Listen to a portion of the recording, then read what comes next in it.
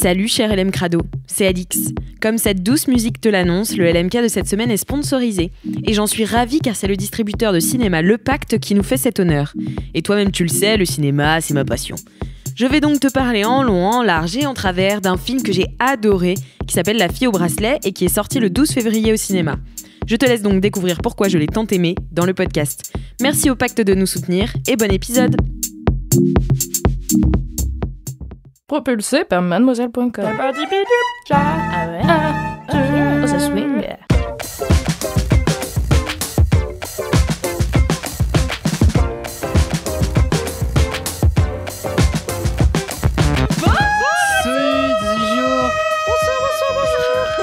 Yes. Je sais pas pourquoi c'est parti si aigu, mais moi je suis désolée.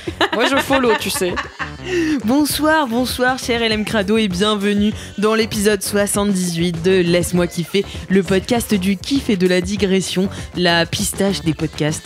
Voilà, c'est tout. Oui, c'est déjà pas mal. C'est déjà pas mal. C'est beaucoup d'adjectifs pour un seul podcast. Pour un seul podcast. Faut qu'on prépare un truc pour l'épisode 100. Ouais, je me dis, on y arrive tranquillement là, quand même, déjà 78. Ouais, qu'est-ce qu'on pourrait faire? Tous partager notre groupe sanguin. Putain, qu'est-ce qu'il a raconté? D'accord. Mais c'est bizarre que ce soit ça qui vienne. 100. Et c'est ça qui te vient à l'esprit en premier? Ça a été immédiat comme c'est vanne. Incroyable. Ouais. Non mais je sais, je suis vive, on me le dit souvent. Dans ta tête. Je suis vive, on me le dit souvent. Déjà c'est un bon titre d'épisode. Envoyez-nous Alix, j'ai trouvé le chien qui lui va le mieux. Et c'est le chien, mais je sais pas comment il s'appelle. C'est un collet. C'est un collet à 3 couleurs, je crois. Et en fait, quand vous le voyez, il y a une photo sur Google, si vous tapez collet 3 couleurs vent, et ben, vous trouvez un chien, crinière dans le vent, on dirait Alix. Il a le même air heureux et les mêmes nuances dans les cheveux. Qu'un jour, tu trouveras mon chien.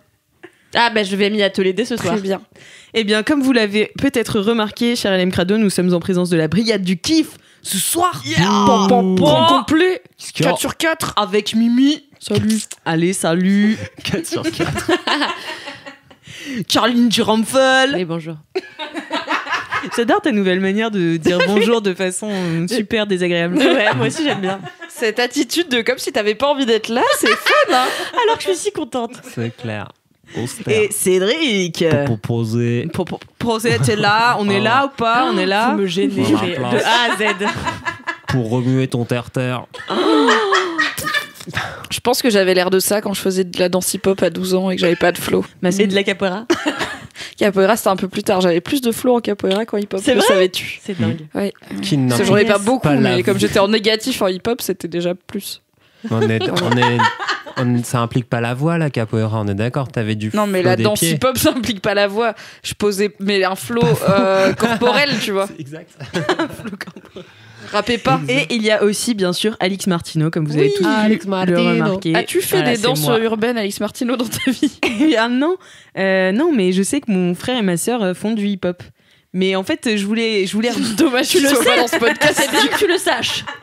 Je sais que mes frères et sœurs. Voilà. Mais non, mais en fait, je voulais rebondir sur le fait que eux aussi, tu vois, font du hip-hop, mais comme ils en font très bien, je voulais pas non plus te mettre la honte. Non, mais je me suis mise toute seule dans le piège. Ouais. C'est clair, t'es rentrée dans le cercle avec pas et tu assez sais de... peut-être pas danser le hip-hop, mais tu as longtemps pratiqué des danses, n'est-ce pas? Ah bon? Parle-nous de ça. J'ai l'impression qu'on rencontre la belle famille et qu'on lance des sujets de conversation pour que ce soit pas un silence gênant. Le meilleur lancement de ma vie. Tu as pratiqué des danses?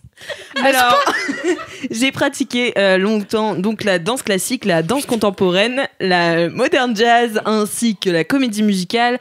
J'ai aussi fait du cheerleading et voilà, c'est à peu près tout ce que j'ai fait comme danse. Le poney. Plus le poney, plus le tennis, plus l'athlétisme, plus le théâtre. Voilà.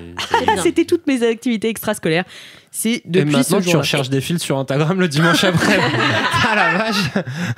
J'allais dire, aucune de ces activités finalement ne t'a mené à un métier. C'est non, faux. pas du tout. Mais peut-être un jour tu danseras sur un cheval. Ouais, c'est ça, peut-être. Je viendrai le voir. cirque Alix Martineau, c'est ça ton futur? Alix Martineau. Chaque 2 ans, je vais voir le spectacle de Bartabas, qui est donc un gars qui fait depuis des années des spectacles de chevaux avec ses chevaux, et en fait, dont tout le monde croit qu'il est d'origine de Roumanie et tout, alors qu'en fait, il vient de Neuilly, bon bref. Et regarde, toi, tu viens de Levallois, et d'ailleurs. Et d'ailleurs, c'est vrai. possible. Tout chez moi me rappelle que je viens d'ailleurs. Et et pourquoi je raconte ça, Bartabas? Et en fait, à chaque fois que je vais voir ces spectacles, c'est génial. Donc il y a plein de voltigeurs comme ça sur chevaux, c'est très très beau. Voilà, c'était une petite aparté. N'hésitez pas si vous êtes Incroyable ce lancement de Allez, podcast. Ouais, c'est quand même une fois, moi je suis allée au Puy du Fou. Quelle connasse. Bon, écoutez, est-ce que vous avez des commentaires? Alors j'ai pas un commentaire en particulier, mais j'ai plein de gens qui m'ont dit merci d'avoir parlé du fait de lire des livres aux gens qu'on aime, parce que c'est vrai que tout le monde trouve ça bizarre, mais en vrai c'est trop bien, donc j'ai appris que nous sommes au moins 12, car j'ai énormément de DM, tu le sais. Pas du tout. Et du coup ça m'a fait plaisir de voir que plein de gens se reconnaissaient dans ce qui était là. Ah oui, moi aussi j'aime bien, voilà. Mais ça m'étonne pas, c'était un très bon kiff. Ouais, de ouf. Bravo C'était trop Mimi. bien. Ah. Moi, j'ai eu des fleuves de commentaires de gens qui me disaient que la narration non linéaire, c'était génial, que c'était leur passion depuis longtemps. Est-ce que t'en fais des commentaires non linéaires pour te dire? Oui, ouais, tout à fait. Ils ont fait un travail extraordinaire. Quelle arnaque! Mais vraiment, c'est des centaines de milliers de messages. Du coup, j'ai pas encore pu tout lire. Voilà, merci à vous tous. J'avais oublié que c'était ça ton kiff la dernière fois. Exactement, ouais, tout à Je fait. pense qu'on était sur une forme de long soupir de ta part qui a duré jusqu'à la fin de l'épisode. Il y a Candy quelqu'un qui nous a Quoi dit merci, merci d'être gentil. Et oui, c'est le meilleur commentaire. Vous êtes très fort. Léo Simon, merci beaucoup. Il nous a dit il nous trouvait bien et puis qu'il avait bien aimé, qu'il avait découvert l'ISO dans un ancien LMK et c'est un de ses albums préférés. On est content. On Merci. adore Super. l'ISO, on Ouais, l'embrasse. Et elle, pas du tout. Elle est là, c'était. Bon, bref, tu comprends. C'est à la fois la fin de journée et pas assez la fin de journée. On tourne Ouais, sur c'est LMK bizarre, là. 1 heure plus tôt que d'habitude. À cause Donc du il est changement d'heure. 17h. Donc il y a. Ça passera Ouais, en je mars. vais pas finir cette explication, donc globalement on se fout. Mais voilà, sachez qu'on est dans un mood un peu genre semi-travail, semi-podcast, alors que d'habitude on est full très bizarre. podcast. C'est très étrange. Et bien J'avais des écoutez, moi commentaires. j'ai quand même un... Oui, t'as des commentaires Kalindi? J'ai pas cherché, j'ai pas regardé, non pardon.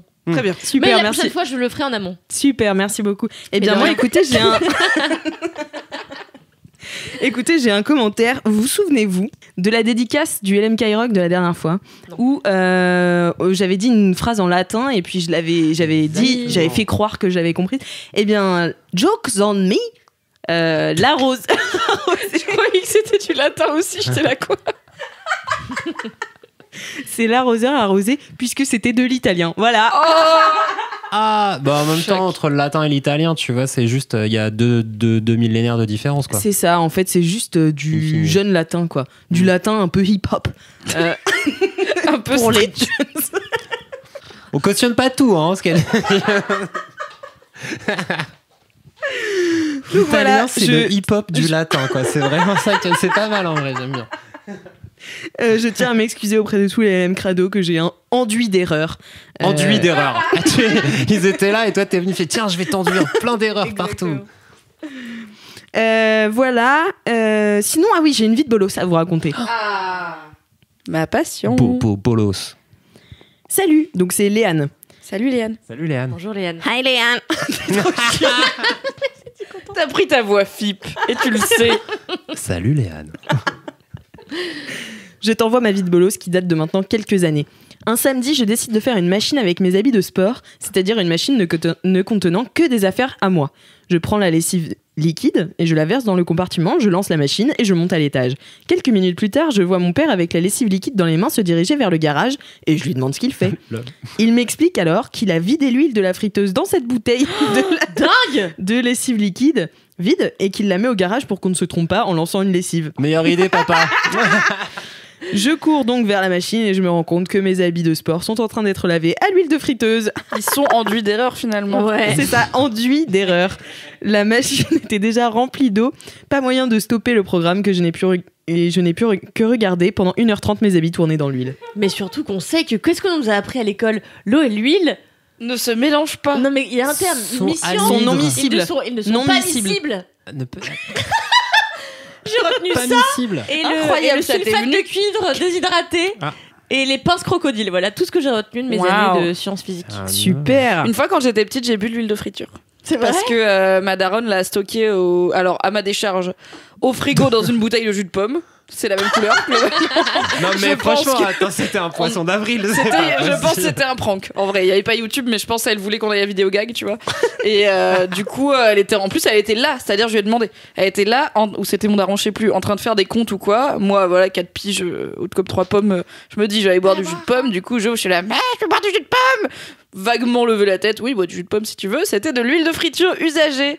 C'est dégueulasse. Ne faites pas ça chez vous. Voilà. C'est C'est dégueulasse. pas mortel. Est-ce que mais c'est t'en as dégueulasse. T'as dû y aller Mais- genre Ouais. trop genre glou glou glou. Tu sais, quand t'es gamin, là, le jus de pomme, tu le kiffes tellement. Ouais. C'est vraiment genre un truc, il est frais et tout. Peut-être j'avais joué dehors, je sais plus, aucun souvenir. Faire. Bam! La trahison. Putain, C'est là que j'ai compris qu'à la fin, on meurt. Voilà. Moi, j'ai un ami Clément qui a bu qui a bu de l'huile d'olive en grosse quantité une fois. Et Pourquoi? Mais tu sais que ça Il m'est parce que arrivé c'est une un fois. con. Et on l'embrasse. Challenge. Parce que c'est un con, il avait voulu faire son intéressant, je me rappelle très bien. Et donc il a bu une grande tasse d'huile d'olive et il a eu. En fait, ce qui était marrant, c'est qu'après il a eu la coulante pendant oui. une bonne semaine. Mais Bah moi, oui. ça m'avait fait ça une fois parce que, alors, faut que vous sachiez, j'ai une passion pour l'huile d'olive qui est forte. Donc, je mets de l'huile d'olive dans le fond de mon assiette et je trempe mon pain dedans et je peux manger ça, voilà, très longtemps. Trop Ou, longtemps, peut-être. Je peux même carrément mettre de l'huile d'olive directement sur le pain. Enfin, voilà, j'adore ça. Et un jour, j'en ai trop bu, donc j'ai eu très mal au ventre. Voilà, c'était la fin dis de cette donc, anecdote. que de belles histoires. Le podcast de la digestion. C'est super. Je crois qu'on dit la courante et pas la coulante parce que c'est vachement moins dégueulasse. Je voulais pas la reprendre. Je me suis dit, ça va faire la meuf et tout. Merci. La coulante, c'est vraiment immonde. J'aurais dû dire les déclichettes, au moins je me serais pas gourée. Je vous propose de continuer avec LMK Rock et d'écouter la dédicace audio du jour. Yes. Salut la team, je voudrais faire une dédicace à ma poteau Xaxou, alias Patou, alias Patoche pour ceux qui savent. J'ai trop hâte qu'on bosse ensemble et qu'on aille chasser du dinosaure sur les plans ensemble. T'inquiète pas, on va devenir les meufs les plus badass du sound system. On va faire une team et ça va être incroyable. Complètement zinzin. Je te fais un bisou. Oh, trop mignon. trop mignon, trop cool. Incroyable. Trop chou. Ce que je peux faire, j'ai 2 LMK Rock à faire, je peux les faire. Ah, bien sûr. La première, en fait, à midi, aujourd'hui, le jour où on enregistre, c'est-à-dire le jeudi 6 février, on était en train de déjeuner avec Marie Vrigno, de l'autre équipe de la team sucré salé de LMK. Ah, tu À mixes Roumise. les équipes, toi, Mimi. Oui, voilà. Je suis comme ça, tu vois, je suis pas sectaire. À Roumise, qui est un restaurant de burgers dans la rue du Bureau. Et en partant, il y a 2 petites meufs, genre, je pense, collège-lycée, qui nous arrêtent et qui font « Vous travaillez à Mademoiselle, on aime trop Laisse-moi kiffer !» Et du coup, j'étais là « Oui, on travaille à Mademoiselle, c'est Marie de Laisse-moi kiffer !» Elles étaient là « Bah oui, on sait !» Et trop mimes. Et en fait, elles étaient en voyage scolaire, elles sont suisses. Et du coup, elles repartent demain, donc elles ne pourront pas venir déjeuner. Et j'ai oublié de leur demander leur prénom, car j'ai été déboussolée par cette interaction inattendue. Et du coup, je voulais dire merci beaucoup d'écouter LMK et revenez nous voir quand vous repassez à Paris. Merci la Suisse. Merci la Suisse. Merci la Suisse. Peut-être qu'elles Elles écoutent étaient pas la suisses. brigade du kiff. Hein. Elles écoutent peut-être que. Et bah, elles sauront Marie jamais Vrigno qu'elles ont et eu tout. une dédicace. Ouais. Il faut écouter Ça leur toutes fera les la- équipes, les Cela crado. dit, je pense qu'elles écoutent parce que c'est moi qu'elles ont reconnu en premier. Donc, Et la deuxième, c'est pas vraiment une LMK Rock, j'ai menti. Mais je voulais faire un big up à tous les gens qui ont écouté Game of Thrones grâce à LMK. Après, je vais arrêter de parler de Game of Thrones. Mais ils ont sorti leur Ulule, donc leur financement participatif pour faire un jeu de rôle papier Game of Thrones. Et ils ont éclaté le record français de Ulule. Ils en sont à 200 000 euros déjà Non. en quelques jours alors qu'ils avaient besoin de 15 000 euros. Ils ont atteint les 15 000 euros avant que ce soit officiellement ouvert. Enfin, c'est un délire le succès que ça a. Et c'est en bonne partie parce que plein de LM Crado ont genre soutenu Game of Thrones et écouté Game of Thrones et découvert Game of Thrones. Du coup, je suis contente. La Bravo. propagande a C'est fonctionné. trop bien, mais moi Attends, j'ai une c'est vraie trop question. bien. Quand on donne beaucoup plus d'argent que ce que les gens ont réclamé, il va où cet argent? En fait, il À il faire permet encore de mieux. développer soit d'en imprimer plus par exemple, soit de faire des coffrets collector, soit de faire des figurines en plus. En fait, t'as des paliers. Il faut au moins 15 000 euros pour que le projet soit financé, c'est-à-dire le livre il existe et les gens sont payés qui ont participé à l'illustration, l'écriture et tout.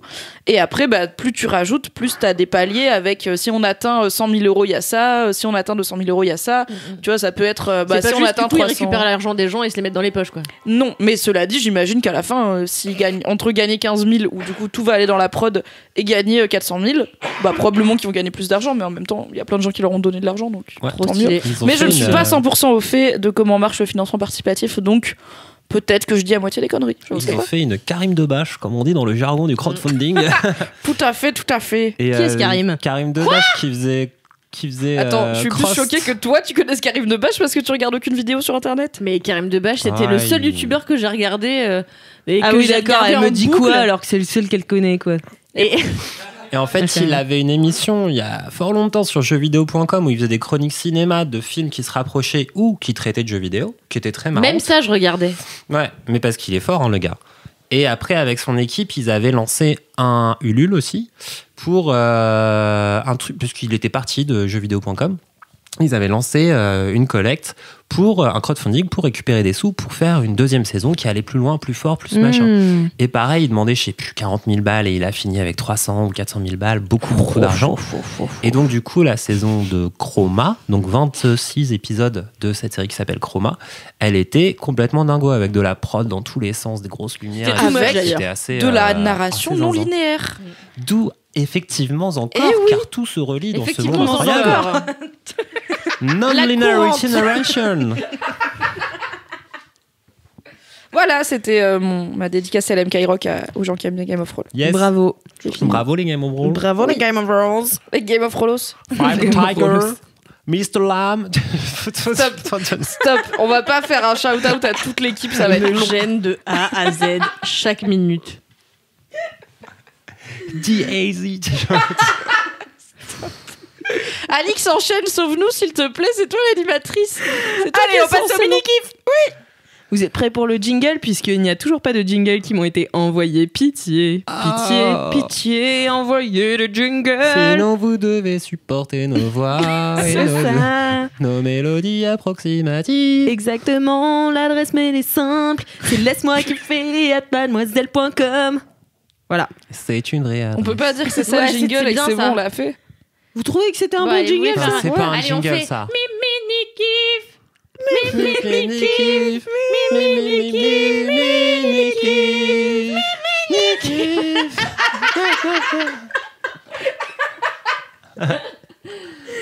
Merci Kalindi d'avoir Merci lancé à ce vous. jingle Ouais, bravo. incroyable. Eh bien, on va commencer avec Cédric pour Ah le ouais, mini-kiff. direct. Ouais, sous le ouais. Ça fait 2 ans que tu fais ce podcast, mec, sois pas intimidé, genre. C'est à moi. Ok, ah Il on est fait ça. toujours génie gêné. D'accord, très bien. Alors, je vais vous parler d'un film en fait. D'un film que j'ai bien aimé, qui est fou. Je comprends pas la tête d'Alix. Alix, elle a une Non. tête. Ah non, c'est un film de merde. C'est Docteur Est-ce que vous Dolittle. avez préparé un sketch? C'est Docteur Dolittle. On a une donne. Non, c'est pas Docteur Dolittle. Mais non, c'est un film qui est sorti, je sais plus, il y a 1 an et demi, 2 ans. C'est Nicky Larson. Bah ouais. De Patrick Lachaud, là, Bah machin. ouais. Waouh. En fait, je m'attendais pas et j'ai trop kiffé. Ah, il paraît que c'est C'était bien. complètement con. Non, mais peut-être. Alors, raconte. Du coup, c'est quoi Nicky Larson? C'est qui ce Et en mec fait, donc tout du ça coup, Nicky Larson, évidemment, hein, c'est un kiff de Cédric, donc ça vient d'un manga japonais Des enfin, années 80. qui s'appelait City Hunter, publié et qui est devenu Nicky Larson, la série animée du Club Dorothée dans les années 90, me semble-t-il, et qui passait avec toutes les grandes séries du Club Dorothée, Les Ranma 1,5, les Ken le Survivant et tout le bordel. La pension des mimosas, c'était quoi ça? La pension des mimosas. Personne n'a Ah, tué bref, le c'est vidéo pas série, hein, tu sais. Non, en vrai, j'ai Nicky Larson. J'ai regardé à la télé, mais j'ai pas le reste. Voilà. Et en fait, Nicky Larson, c'est quand même resté, je pense, un des personnages un peu iconiques du Club Dorothée. Il avait ce côté un peu genre couillon et sérieux. Et quand il faisait un peu son beau gosse, tout ça, ça marchait assez bien. Il était quand même assez charismatique, malgré un niveau de couillonnade assez énormissime. Et donc, en fait, quand le film est sorti, il y a 1 an et demi, j'étais là, genre, vraiment, sounds like a bad idea. J'ai pas envie de voir ça. Et je n'y suis pas allé au cinéma. Parce que c'est un film français avec Parce des que acteurs c'est un français. film français. Par la bande à Fifi, c'est Par comme la ça qu'il bande de s'appelle. Philippe La bande de Lachaud, donc Fifi. qui avait Qui fait a fait, Babysitter, ouais. Babysitter 2, Bon, voilà, c'est déjà bien. Alibi, je crois. Alibi.com, ouais. Alibi.com. Donc des choses, Humour potache. voilà, humour potache, tout à fait. Mais cela dit, Nicky Larson aussi. Et du coup, en fait, c'est là où incroyablement ça marche parce que Nicky Larson, hein, quand même, si on se souvient, c'était pas non plus, c'était pas les Monty Python en termes de finesse et c'est pas très fin Les d'ailleurs Monty les Monty Python, c'est Python. Oui, j'étais pareil, genre. C'est clair. Faudrait que je les revoie parce que j'ai pas souvenir de. Donc ce film commence et donc il y a un petit peu genre les 10 premières minutes où ça se passe dans une espèce de clinique de chirurgie esthétique et tout d'un coup t'as Nicky Larson et Mahmoud qui sortent d'une porte et qui se bagarrent Et donc t'as pas mal de blagues un peu potaches à base de il y a un flingue qui s'envole, qui tombe sur un mec qui est au milieu, qui est endormi pour sa chirurgie esthétique. À un moment ils se bagarrent et puis ils essayent tous les deux d'attraper le flingue. À la place du flingue, il y en a un des deux qui attrape la bite du mec. Donc on est aux premières minutes Black Beat, voilà, là on est sur bien. Ce premier. Voilà, on est aussi sur ce niveau d'humour. Après, franchement, moi ça me va. Moi, ça me fait marrer. On est toutes les trois fans de Fatal, donc on peut pas non plus trop faire les meufs. Quoi. Moi, ça me fait marrer. Et après, en fait, dès passé un petit peu ce premier moment, n'importe quoi, ça retourne vraiment. Et c'est ça qui est assez rigolo, c'est que ça retourne vraiment à la fois dans l'univers de Nicky Larson, mais façon manga du Club Dorothée des années 90. Parce qu'en fait, à la base, c'est un truc ultra sérieux au Japon et tout ça. Enfin, avec vraiment des grosses dramas. Arrivé en France, les doubleurs, ils ont fait on va faire des voix comme ça et les méchants, ils vont dire qu'ils vont faire Bobo ou à Nicky Larson. Et c'est devenu un truc ultra, genre, complètement absurde. Ah ouais. Mais qui est devenu un vrai produit ultra marrant en soi. Parce que les doubleurs, ils faisaient n'importe quoi. Ah, c'est drôle ça. À l'époque, il y avait peu de respect de la propriété intellectuelle. C'était une grande liberté. Ah ouais, c'est drôle. C'était ouf. Et donc, c'est l'histoire de Nicky Larson, qui est un ancien flic, qui est plus ou moins, je sais même pas, mercenaire un peu, pas mercenaire, il résout des J'avais 8 ans, donc me demande pas des détails, il me regarde, genre, tu confirmes, Mimi? Ouais. Je suis là, je me souviens qu'une meuf qui voulait Ken avait un gros marteau qu'elle sortait pour lui taper dessus. C'est Laura. Et en même temps, j'ai un peu l'impression qu'elle est de sa famille, donc je suis là, c'est chelou qu'il la harcèle sexuellement tout le temps. Mais bon. Non, donc en fait, c'est genre la seule meuf qui veut pas Ken, et elle vit avec lui, et c'est Laura, c'est la petite sœur de son ancien collègue qui s'est fait buter des années avant, et il a juré de prendre soin d'elle. Et dans l'histoire un peu de Nicky Larson, il y a quand même une sorte d'histoire d'amour entre deux, mais qui est un non-dit, tu vois. Ils se disent jamais qu'ils se kiffent. Et donc, du coup, lui, il passe son temps à Zarma draguer toutes les meufs de la Terre entière. Zarma draguer. Mais en vrai, celle qui porte vraiment dans son cœur, c'est Laura, et ainsi de suite, blabla. Et donc, en fait, ce qui est trop marrant, c'est que dans le film, Philippe Lachaud, il reprend vraiment tout l'univers de Nicky Larson, un peu du manga, vraiment le côté sérieux, les costumes, tout ça, machin, les relations, la relation avec Laura, et puis vraiment le côté un peu sérieux justement de leur histoire à eux qui est pas claire, qui a un gros non-dit. Et en même temps, il reprend tout le côté ultra loufoque, pété de ce que le Club Dorothée en avait fait, de ce que les doubleurs en avaient fait. Et c'est en vrai une ode à tout... Une ode O-D-E-X. Oh ouais. À tout l'univers en fait du Club d'eau de l'époque. T'as Dorothée du Club d'eau. Et t'as Dorothée qui joue dans une scène. Est en spirale devant le kiff de Cédric. T'as une scène avec Dorothée. T'as plein de références à la con justement à tous les autres dessins animés qui passaient à l'époque. Genre à un moment il est dans un bar, il appelle la serveuse, il dit Ranma un demi s'il te plaît. C'est complètement con. Mais en fait, tous ces petits trucs-là, comme ils sont. Parce qu'il y a un autre anime japonais qui s'appelle Ranma 1/2, où c'est un mec en train de ressortir en manga. Ranma 1/2, tu l'as? D'accord. Qui commande 1/2. Ouais, je l'ai. Elle s'appelle Ranma. Ranma 1/2, tu l'as? Ouais. On l'a. Tout le monde l'a. Yes. Mais donc, attends, ouais, j'ai juste une question. Pourquoi ça s'appelle le Club Dorothée? Parce que c'était Dorothée qui animait le truc et donc c'était devenu le Club Dorothée. Mais qui animait quoi? C'est pas juste des dessins animés? Non, t'avais aussi. Les moments les plus gênants de l'histoire de la télévision française, quand Dorothée, Ariane et Corbier, Patrick, enfin les trois gars, faisaient des jeux et parlaient avec les enfants. Dorothée, elle faisait des chansons en fait le mercredi après-midi. T'avais un gros live à leur studio dans le 93 là, où ils invitaient, je sais pas, genre 300 mômes. T'avais un espèce de petit show à l'américaine en mode télévisé et tout. T'étais amoureux d'elle ou pas, toi aussi? Non, j'étais amoureux de Anne qui chantait la chanson de Oliver et compagnie. Vous avez toute la ref. Alors là, pas du tout. Oliver, tu n'as pas peur. Les embruches et les embrouilles, tu les connais par cœur. Voilà. Ah. Elle a disparu complètement du monde médiatique il y a fort longtemps. Est-ce qu'un jour, tu auras un kiff d'après 2000? Bah attends, la dernière fois, j'ai vu, c'est clair. Ah oui. Bah en vrai, Nicky Larson, c'est après 2000. Le film est donc sorti il y a 1 an et demi. On aurait quand même longtemps parlé du Club Dorothée, du coup. Oui. Mais du coup, c'est vrai que c'est un peu, ça fait un peu partie du film, le côté très couillon, loufoque du machin. Et je trouve qu'en fait, ce qui est intéressant dedans, c'est que en partant d'un truc japonais inadaptable en France, il l'a adapté à la façon dont des doubleurs l'avaient adapté il y a 20 ans. Ah oui, donc et c'est malin. En fait, il en fait un truc ultra bien. C'est-à-dire qu'en vrai, ce film-là, si t'aimais Nicky Larson, le dessin animé, tu peux, enfin vraiment, c'est la même chose en film. C'est que ça respecte tous les codes. Il le fait, je pense, avec un vrai amour en plus du film originel. Il termine même le film sur la même petite musique qui est à la fin de chacun des épisodes de Nicky Larson. Et il y a des moments, il y a quelques petites scènes là qui sont assez intéressantes en termes d'action, parce que c'est vraiment pour le coup assez bien filmé. Et t'as un espèce de morceau de bravoure au milieu du film, en bagarre en caméra subjective, avec c'est dans une casse, et t'as un gros aimant, tu sais le truc qui aspire les voitures, qui est là, et donc t'as tous les mecs qui sont là en train de se bagarrer avec des tuyaux en plomb, des pistolets, tout ça, et donc c'est un gros plan séquence qui doit durer 5-6 minutes, enfin un faux plan séquence, toutes les 2 minutes là, il appuie... la caméra elle descend pour que le mec appuie sur le bouton de l'aimant et c'est un faux cut en fait, bref. Mais du coup tout ce truc là filmé en caméra subjective avec la bagarre, les bastons, les gars qui s'envolent, t'as un gars qui se fait attacher par sa ceinture à l'aimant qui tourne, c'est oufissime en termes de mise en scène, c'est trop cool, ça marche trop bien, et au milieu de tout ça c'est super cool, c'est trop rigolo, et t'as plein de petits easter eggs comme ça par-ci par-là qui sont vraiment rigolos. Et c'est fort chouette, voilà. Merci, je ne m'y attendais pas, je me suis fait prendre dans le truc. Et t'as des éléments trop couillons. T'as Didier Bourdon qui joue dans le film, un des inconnus. Et en fait, donc c'est sûr, l'histoire du truc, c'est que Didier Bourdon, c'est l'inventeur du sérum, d'une sorte de sérum d'amour. Il se le fait voler. Mais avant de se le faire voler, il avait testé sur Nicky Larson pour lui prouver que ça marchait. Pendant tout le film, en fait, Nicky Larson, il envoie des espèces de textos amoureux à Didier Bourdon parce que genre, il est amoureux de lui. Et il y a des scènes trop gênantes à la fin quand Laura, elle regarde genre sur le téléphone de Nicky Larson. Elle voit qu'il lui a envoyé des photos de lui, genre en train de se muscler et de faire des trucs en mode vraiment les vieilles photos Tinder un peu honteuses. Et là, genre, what the fuck? Et t'as plein de blagues comme ça qui marchent très bien. Et t'as pas mal de blagues aussi sur des enfants qui tombent, qui se font mal et tout. C'est toujours marrant, les enfants qui se font mal. Donc, seul parent de ce toujours podcast. très rigolo. Ça, j'aime bien. Voilà, il y a des enfants qui tombent. Voilà. Non, mais en vrai, c'est cool. Je fais un peu ma râleuse, mais déjà, je l'ai pas vu, donc j'ai pas d'avis.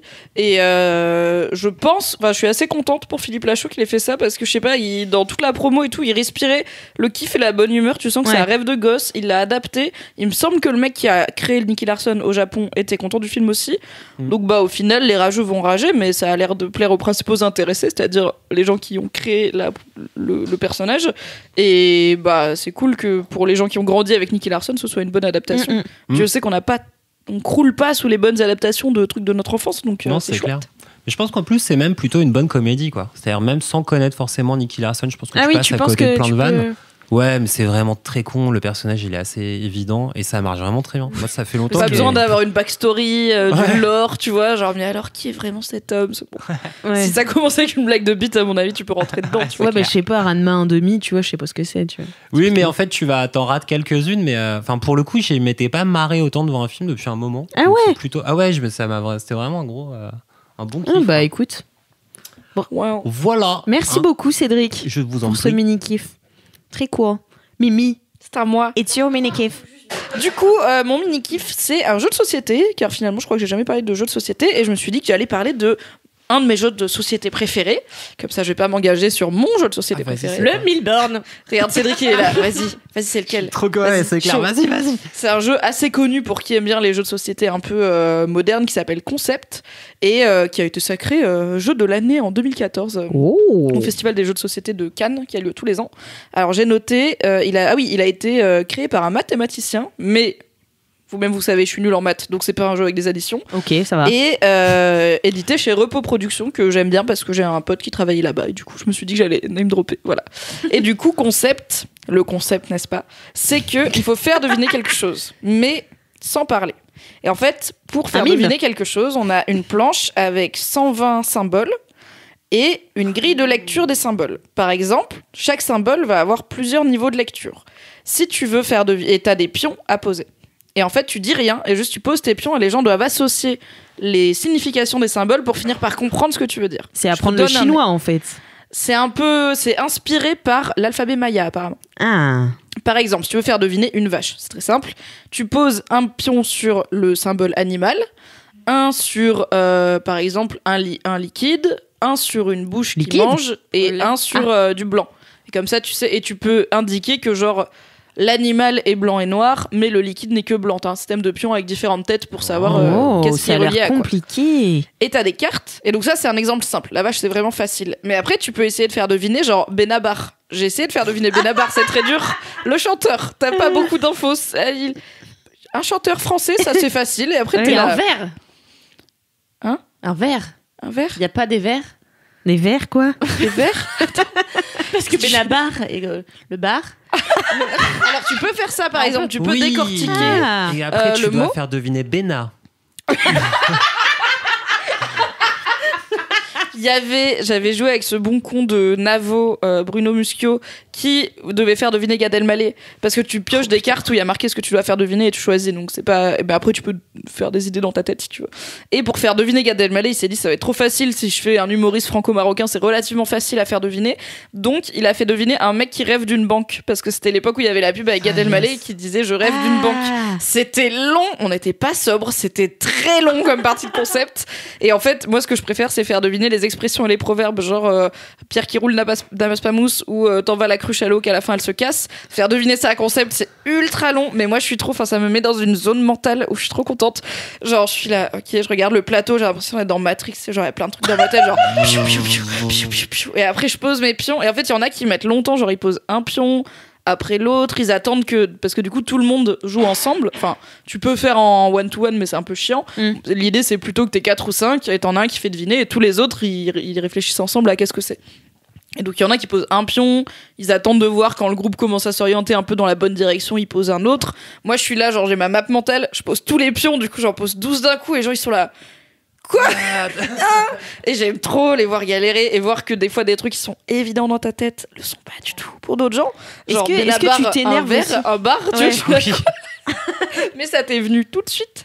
Et en fait, j'aime bien parce que ça me rappelle, dans ma saga jeunesse préférée, qui est À la croisée des mondes, qui est devenue une série il y a pas longtemps, qui est vachement cool. Il y a la meuf, elle a un objet qui s'appelle un alléthiomètre, et c'est une boussole qui dit la vérité. Oui. Et en fait, c'est une boussole avec plein de symboles, et chaque symbole a différents niveaux de lecture.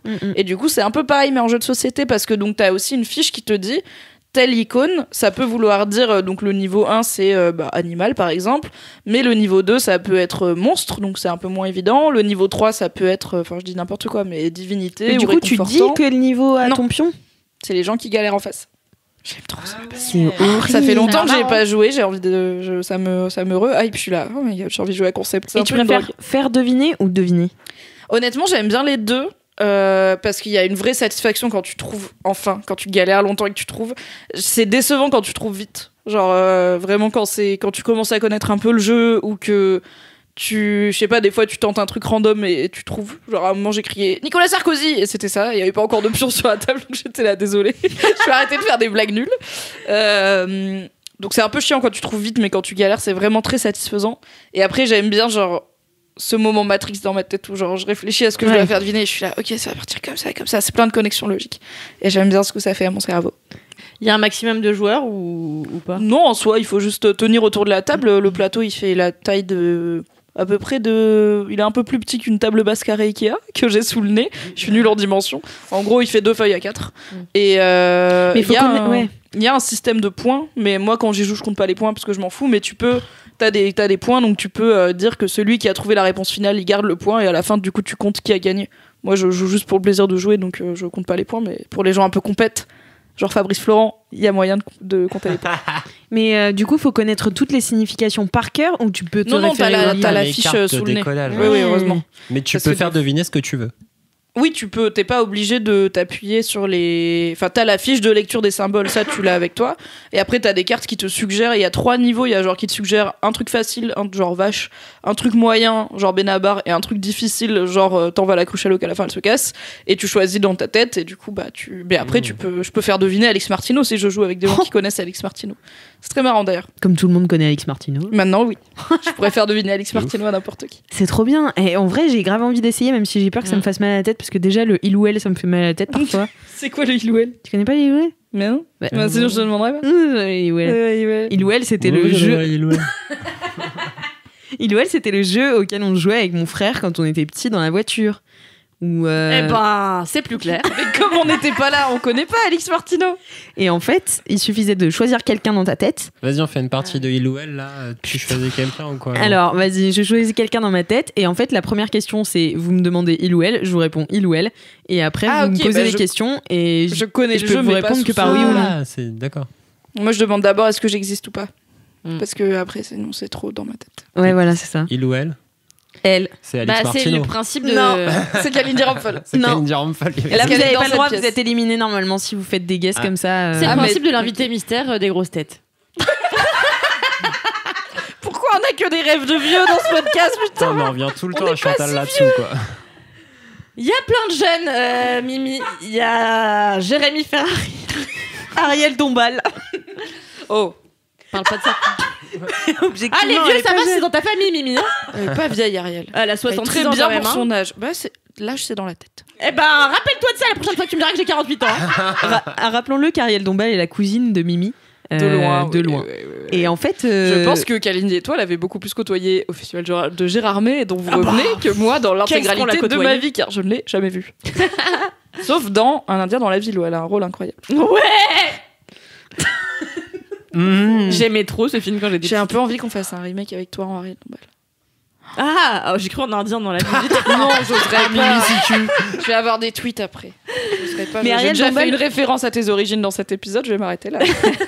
Ariel Dombal a Oui. une interview ultra intéressante d'ailleurs sur l'âge et où en fait elle dit qu'elle pense qu'une personne n'a qu'un âge dans sa vie et qu'on est toujours un âge. Et elle dit, moi je suis une femme de 34 ans, même quand j'avais 20 ans, j'étais une femme de 34 ans. Ça se tient, parce qu'il y a plein de gens qui sont vieux dans leur tête, alors que non, Ouais. et qui restent un peu... Moi par exemple, je pense que j'ai 17 ans. Voilà. J'aime bien parce que tu le dis assise par terre avec ton jean troué et tes baskets, c'est very genre, ouais, j'ai 17 ans. Du coup, légalement, tu ne peux pas boire d'alcool. Oui. Est-ce qu'on arrondit à 18? On a rendu à 18. Mais non, parce que j'aimais bien en fait ce danger de pas pouvoir. 17 et demi. Bon, alors du coup, ça fait une belle transition tout ça vers le mini-kiff de Parce qu'en fait, Kalindi. j'aimais pas mon mini-kiff. Bah, Donc, j'ai compris, t'as essayé de le changer 4 fois. Et du coup, ça me permet de parler de l'autre kiff que tu m'avais interdit d'en parler. Ah, c'est parfait. Mon mini-kiff, Heureusement qu'on a une animatrice pour ce podcast. mon mini-kiff, c'est le compte Instagram d'Ariel Dombal. J'adore, trop bien. C'est la meilleure chose. Pourquoi c'est mon kiff. Parce que Attends, comment? Est-ce que c'est toi qui m'as guidé vers Ariel Dombal juste pour pouvoir avoir une transition vers le kiff que Alix voulait pas? Putain, elle C'est est- vraiment je suis un une- mentaliste. Ah, c'est clair, c'est un génie du mal. Fabien, les gars. C'est le seul nom de mentaliste que tu connais. Non, il y a l'autre connard de Mesmer. mentaliste. Voilà, bon.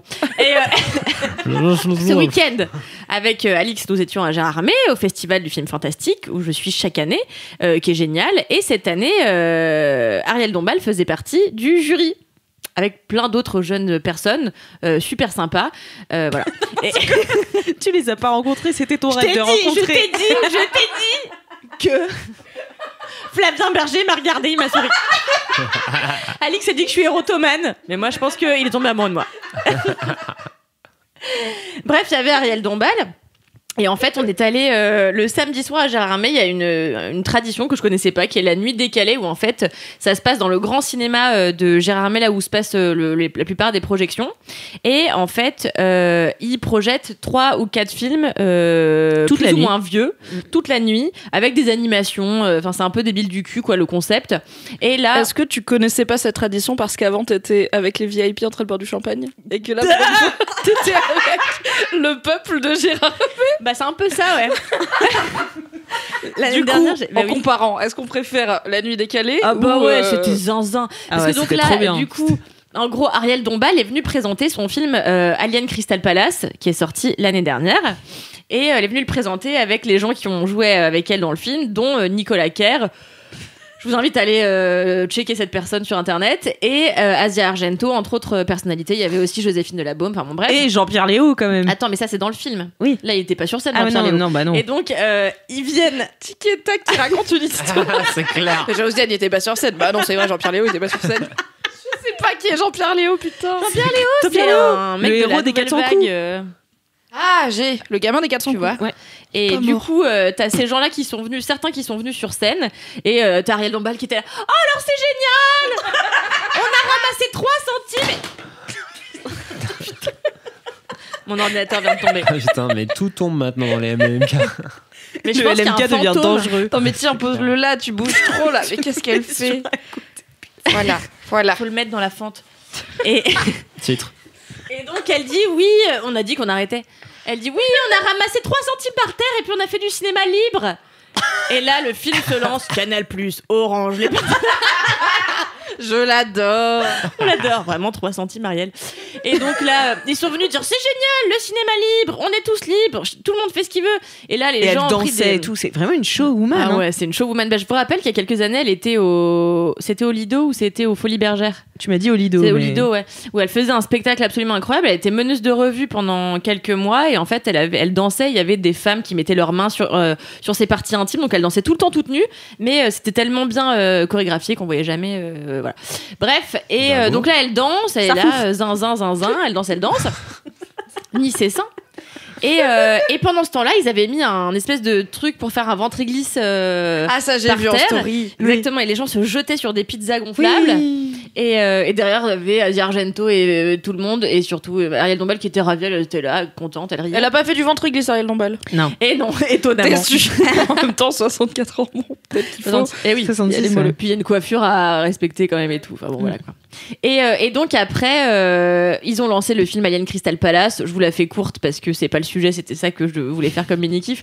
Mais c'est un film un film complètement zinziflex. Si vous avez 1h30 et vous voulez l'investir dans du temps zinziflex, regardez Alien Crystal Palace. Et j'ai pas été payée pour faire la promotion de ce film, j'aurais bien aimé. Mais où ça raconte globalement des personnes qui veulent faire un film où ils réunissent un homme et une femme pour créer l'androgyne parfait. Bon, c'est n'importe quoi déjà. Ça n'a aucun sens. Et en fait, la femme, c'est Ariel Dombal, l'homme, c'est Nicolas Kerr, et il parle, on comprend rien, comme ça. Une armadette poufiasse. Mais oui, c'est pas lui qui dit. Et oui. C'est lui. Ah bon? Ouais, je crois que c'est lui. Oh là là, on n'a pas vu le même film. On était bourrés. Et à un moment donné, mais non, c'est les chauves. Ah pardon. Et donc il y a un gars qui arrive à un moment donné qui dit oh là là, mais cette armada de poufias. Alors j'ai trouvé ça génial. Du coup, je vous appellerai tout le temps armada de poufias. Ça peut être le nom de ta communauté de choix. Hein. Possible. Mon armada de poufias. Je trouve ça génial. Et dans ce film, t'as Jean-Pierre Léaud qui est donc un des visages de la nouvelle vague, qui est juste là à être vieux avec un masque. Il y a Michel Faux qui est dans un sous-marin en parallèle et qui raconte des trucs. Il veut pas sortir de son sous-marin. Bon, ça veut rien dire. Ça n'a aucun sens. Ils vont au Caire parce qu'ils veulent faire un film sur une princesse égyptienne. Personne n'a rien compris. Ça a l'air complètement con. Et Asia Argento, quand elle vient sur scène, elle dit alors moi j'ai rien compris de tout le tournage, mais c'était sympa. Voilà. Donc vraiment, même les gens qui bossaient dessus n'ont rien pigé. Bref, du coup avec Alix, on est allé regarder l'Instagram d'Ariel Dombal avant de se coucher, pour voir si, par curiosité quoi, tout simplement. Et je vous conseille à tous d'aller vous abonner à Ariel Dombal, car c'est fantastique. En fait, ce ne sont que des posts vidéo où elle est habillée en sirène parce qu'elle fait un truc contre le plastique dans les océans, donc elle est là dans sa queue de sirène à 2000% derrière chaque idée quoi. Génial. Et la vidéo préférée d'Alix, c'est celle du Nouvel An où elle est en tenue de bohémienne et elle est géniale. 20 The marvelous 20s, Feliz Año Nuevo, Happy New Year. Et elle fait ça pendant genre 5 minutes, c'est génial. Parfois, elle est comme ça, elle est dans un train, elle pose sa tête contre une vitre et puis elle parle. C'est juste sa voix off et tout. Enfin, c'est du génie atomique. Ah ouais, non, c'est vraiment la meilleure chose. C'est génial parce qu'elle est full premier Doug, ou en tout cas, elle fait semblant de faire des trucs au premier Doug, donc ça rend le truc encore plus comique. Et puis elle est créative, quoi. On l'adore. Voilà, donc c'est mon petit kiff du moment. Mon vrai mini kiff, c'est Alien Crystal Palace. Ah, la meuf, elle s'aborde le podcast, quoi. Moi, j'étais très contente. Et là, je me suis dit, comme quoi, les liens de la famille, hein, ça se voit. Parce que j'ai vu qu'elle avait donné une interview à l'occasion de sa présence au jury de Gérard Armé en disant qu'elle aime pas les films d'horreur et que son programme, du coup, pour Gérard Armé, son plan d'action, c'était de se cacher les yeux quand c'était trop moche parce qu'elle voulait pas avoir des images moches en tête. Et elle est jury d'un truc de film d'horreur. Et vraiment, j'étais là, je fais pareil, meuf, mais je suis pas jury à Gérard Armé. Ouais, on l'adore. C'était ma technique aussi quand on est allé voir un film qui s'appelle The Vigil. Ouais. Et en fait, on n'était pas à côté avec Kalindi et Kalindi était derrière moi. Et moi, bon, je suis ultra sensible aux films d'horreur et donc je sursaute de façon très forte, quoi. De façon sursautante. De façon sursautante. Alors quand je suis à côté de Kalindi, je m'en fous, elle se fout de ma gueule. Bon bah voilà. Là, j'étais à côté de gens dont je ne connaissais pas la personne, quoi. Et peut-être toujours Flavien plus Berger. de cours de français dans ce podcast. Et donc je me suis dit bon, il faut pas trop que j'ai honte, tu vois, pas trop que je sursaute. Donc dès que j'entendais un jumpscare arriver, je fermais les yeux et Kalindi m'a dit t'as pas eu l'air d'avoir trop peur, mais en fait c'est parce que je fermais les yeux J'étais en méditation. la moitié du film. Voilà, parce que je savais qu'il y avait des trucs horribles. Et bah Ariel Dombal, toi, moi, même combat finalement. Mais qu'allais-tu faire dans un festival de films d'horreur, Alex Mais en fait, Martineau c'est pas que j'aime pas ça parce que j'aime bien, mais c'est juste je suis ultra sensible donc ça me tend fort, tu vois. Mais du coup, t'aimes genre les scènes d'exposition, mais pas. Non, mais il y a des scènes, films d'horreur, ils sont Ouais. bien, mais le jumpscare, tu le vis pas bien quand même, donc Ouais. c'est. Même Ça me pour fait quelqu'un des- qui est coutumier du film d'horreur, en vrai, le jumpscare, c'est jamais. Enfin, même moi qui en regarde tout le temps, je suis tout le temps là, putain, c'est désagréable. Enfin, le sursaut, ça T'as fonctionne le son sur tout qui le monde, monte quoi, et tu tout, vois. Quand il y a pas de dépend quand jumpscare, c'est ça va bien mieux amené. déjà. Ouais. Oui, quand il y a pas de jumpscare, moi le gore me dérange pas du tout. Oh, c'est le meilleur truc. Et J'ai appris par exemple que Mimi avait vu tous les sauts tout à l'heure. Oh, J'étais choquée. Alors j'ai un peu menti, j'en ai vu 6, je crois. T'es allé Bah, jusqu'au sur les meilleur. 8, c'est déjà pas mal. Hein. Oui, c'est déjà beaucoup. Mais finalement, tu vois, Gérard Armé, on a vu qu'un film avec des jumpscares parce que les autres. Que Oui, j'ai bah vus, c'est moi, film j'étais fantastique en plus, donc Ouais, c'est pas c'est que ça. des trucs d'horreur. Ouais. pas- Ouais, c'est ça. Non, mais vraiment, regardez Alien Crystal Palace, c'est vraiment très très marrant. Ouais, Et en plus, franchement, oui. où il y a des scènes à moitié pornographiques où Ariel Dombal roule des pelles à des meufs en leur touchant le cul. Bon, bref, ça sort de nulle part. Après, ils prennent du cristal, ils le jettent. Et puis parfois, t'as des gens qui se rendent. Enfin, le film est drôle parce qu'il sait ce qu'il est. Et donc, t'as juste des moments où t'as un gars qui est là qui dit mais qui sont ces gens? Mais on ne comprend rien. Ouais, c'est marrant. Voilà, c'est du génie. Oui, c'est bien. assez méta aussi comme cinéma, on adore. Merci beaucoup, Kalindi, pour ce mini-kiff. Totalement validé par la prod de ce Totalement validé par la production de Non, ce mais podcast. c'était l'Instagram de Ariel Dombal. Oui, donc bien sûr. On a parlé 3 secondes. Eh bien, moi, je vais vous parler de mon mini-kiff qui est ma nouvelle couleur de cheveux. Yes. Voilà. Donc, pas plus tard que la semaine dernière, Lucie m'a fait un henné. Donc, c'était la première fois que j'en faisais un, puisque je me suis toujours décoloré les cheveux. Et c'est la première fois que je deviens plus foncée. Donc, en fait, j'ai les cheveux maintenant au burn, à peu près. On dit Auburn, on dit pas Auburn. Auburn. Au burn. Auburn, c'est. Ouais. Je me suis fait les cheveux Auburn, c'est un autre délire. Ouais. Donc, voilà. Donc, j'arrive pas à me reconcentrer. Le henné. Donc, Lucie m'a appliqué du henné. J'avais très peur car, vous le savez peut-être, vous l'avez peut-être lu sur mademoiselle.com, la dernière fois que je me suis fait un balayage, une coloration, que j'ai changé un truc à mes cheveux, c'était une catastrophe. Voilà, j'avais fait... je ressemblais à un tigre. Vraiment, ça... J'étais allée chez une coiffeuse qui me prenait 50 € et j'avais payé en ligne, donc je pouvais pas me barrer. Et elle m'avait fait... un balayage, mais vraiment très 2004, mal quoi. fait, très 2004. Qu'est-ce qu'il y a chez Mammouth? Quoi Caissière chez Mammouth. Oui, exactement, caissière chez Mammouth. C'est vraiment cette référence vieille sur non, une mais chaîne les gens vont croire une que chaîne vraiment, de en plus, du supermarché coup, qui je n'existe suis plus. caissière. Mais c'est les Ça inconnus. n'existe plus, les Ça Mammouths. n'existe plus depuis très longtemps. C'est un Mammouth. sketch des inconnus. Voilà. Donc, voilà, une vieille rêve encore. Donc voilà. Et donc c'était la première fois donc que je me fonçais les cheveux après cette mésaventure. C'était quand cette expérience C'était en mai dernier. Alors c'était une belle histoire parce que c'était juste avant le festival de Cannes où j'étais censée y aller. Et donc Tu es allée d'ailleurs, hein. oui, Ah oui. non, mais j'étais censée y aller genre juste après et en fait je me suis en me disant ça va être super beau, je vais être magnifique sur le tapis rouge, enfin voilà. Mais ça fait festival en même temps. Ça fait très festival, tu vois. Et du coup, ça m'avait complètement raté et j'avais appelé ma mère en pleurant qui m'a payé un deuxième coiffeur pour me recolorer les cheveux en brun par-dessus un petit peu, tout en laissant quelques mèches. Ah, il y avait rien à sauver. Ah non, il y avait rien à Ah ouais. sauver, non. Ah. Enfin, le bas de mes cheveux un petit peu, les longueurs, ça allait. Ouais. Mais vraiment, le dessus, c'était atroce. Le coiffeur, il m'a regardé, il m'a fait « Je suis désolée que ça vous Ah, le arrive. coiffeur, il s'est excusé à la fin. Ah non, mais c'était un autre. Ah non, mais je l'autre suis pas coiffeur, retournée il chez a la dit coiffeuse. désolé non. pour les autres coiffeurs qui font n'importe quoi. Voilà, c'est ça. Et Tu lui as dit à la coiffeuse ou pas? non, pas du tout. Je suis partie en disant merci beaucoup, c'est magnifique. J'avais envie de pleurer, puis j'étais là. Merci, c'est gentil.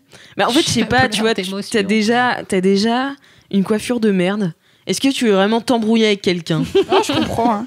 Non, t'es juste triste à ce moment-là, tu vois. Et donc voilà, je suis rentrée, j'ai pleuré un coup. J'ai appelé ma mère et elle m'a payé le coiffeur. Et finalement, je suis allée à Cannes et j'ai plutôt des belles photos sur le tapis rouge où j'ai juste mes cheveux normaux puisque je n'ai presque plus de balayage. Et donc là, bah voilà, je suis d'un roux brun, enfin voilà, au burn. C'est intense, hein. Ouais, et C'est clair. c'est Brûlant, quoi. Profond. c'est top. Écoutez, je trouve ça... Et métallique à la fois. Absolument. Ouais. Commentaire audio de Kalindi Rumpel. Absolument, on dirait des braises qui coulent comme ça de ta chevelure. La coulante. La coulante de braise.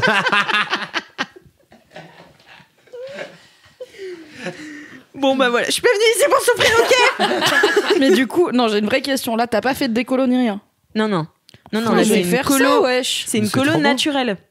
Ouais, je connais le henné, mais en fait, pour moi, on a. Je suis marocaine quand même. Mais pour moi, on a les mêmes cheveux de base, la même teinte. Et moi, je me suis toujours dit que faire un henné, sur moi, ça rendrait pas grand chose parce que j'ai les cheveux trop foncés. Et Lucie l'avait fait à Océane du bureau et ça avait pas. Tu vois, ça se voyait vachement moins que chez toi. Oui, Du parce coup, je que me dis aussi, peut-être il faut que j'essaye. j'ai mes restes de décoloration de mai qui sont dans mes Donc, longueurs. il faut que j'aille me faire un balayage raté. Voilà, que je c'est le ça. rattrape en mettant un deuxième coup de coiffeur dessus, que j'attende 6 mois et je me fasse un henné. C'est ça. Ok. Ça me Voilà. dirait que plane. C'est la Tu seule me donneras l'adresse de recette. ta première coiffeuse. Mais ils sont pas si foncés que ça, Mimi, tes cheveux, ça va prendre. Hein. Ouais, je Bah là, pense ils sont un aussi. peu décolorés. Enfin, un tout petit peu. J'ai fait un ombré. Ah, Oh, bref, nous verrons. bah voilà, et du coup, je suis contente. Je trouve que ça va bien avec mes yeux, ça me rehausse le teint.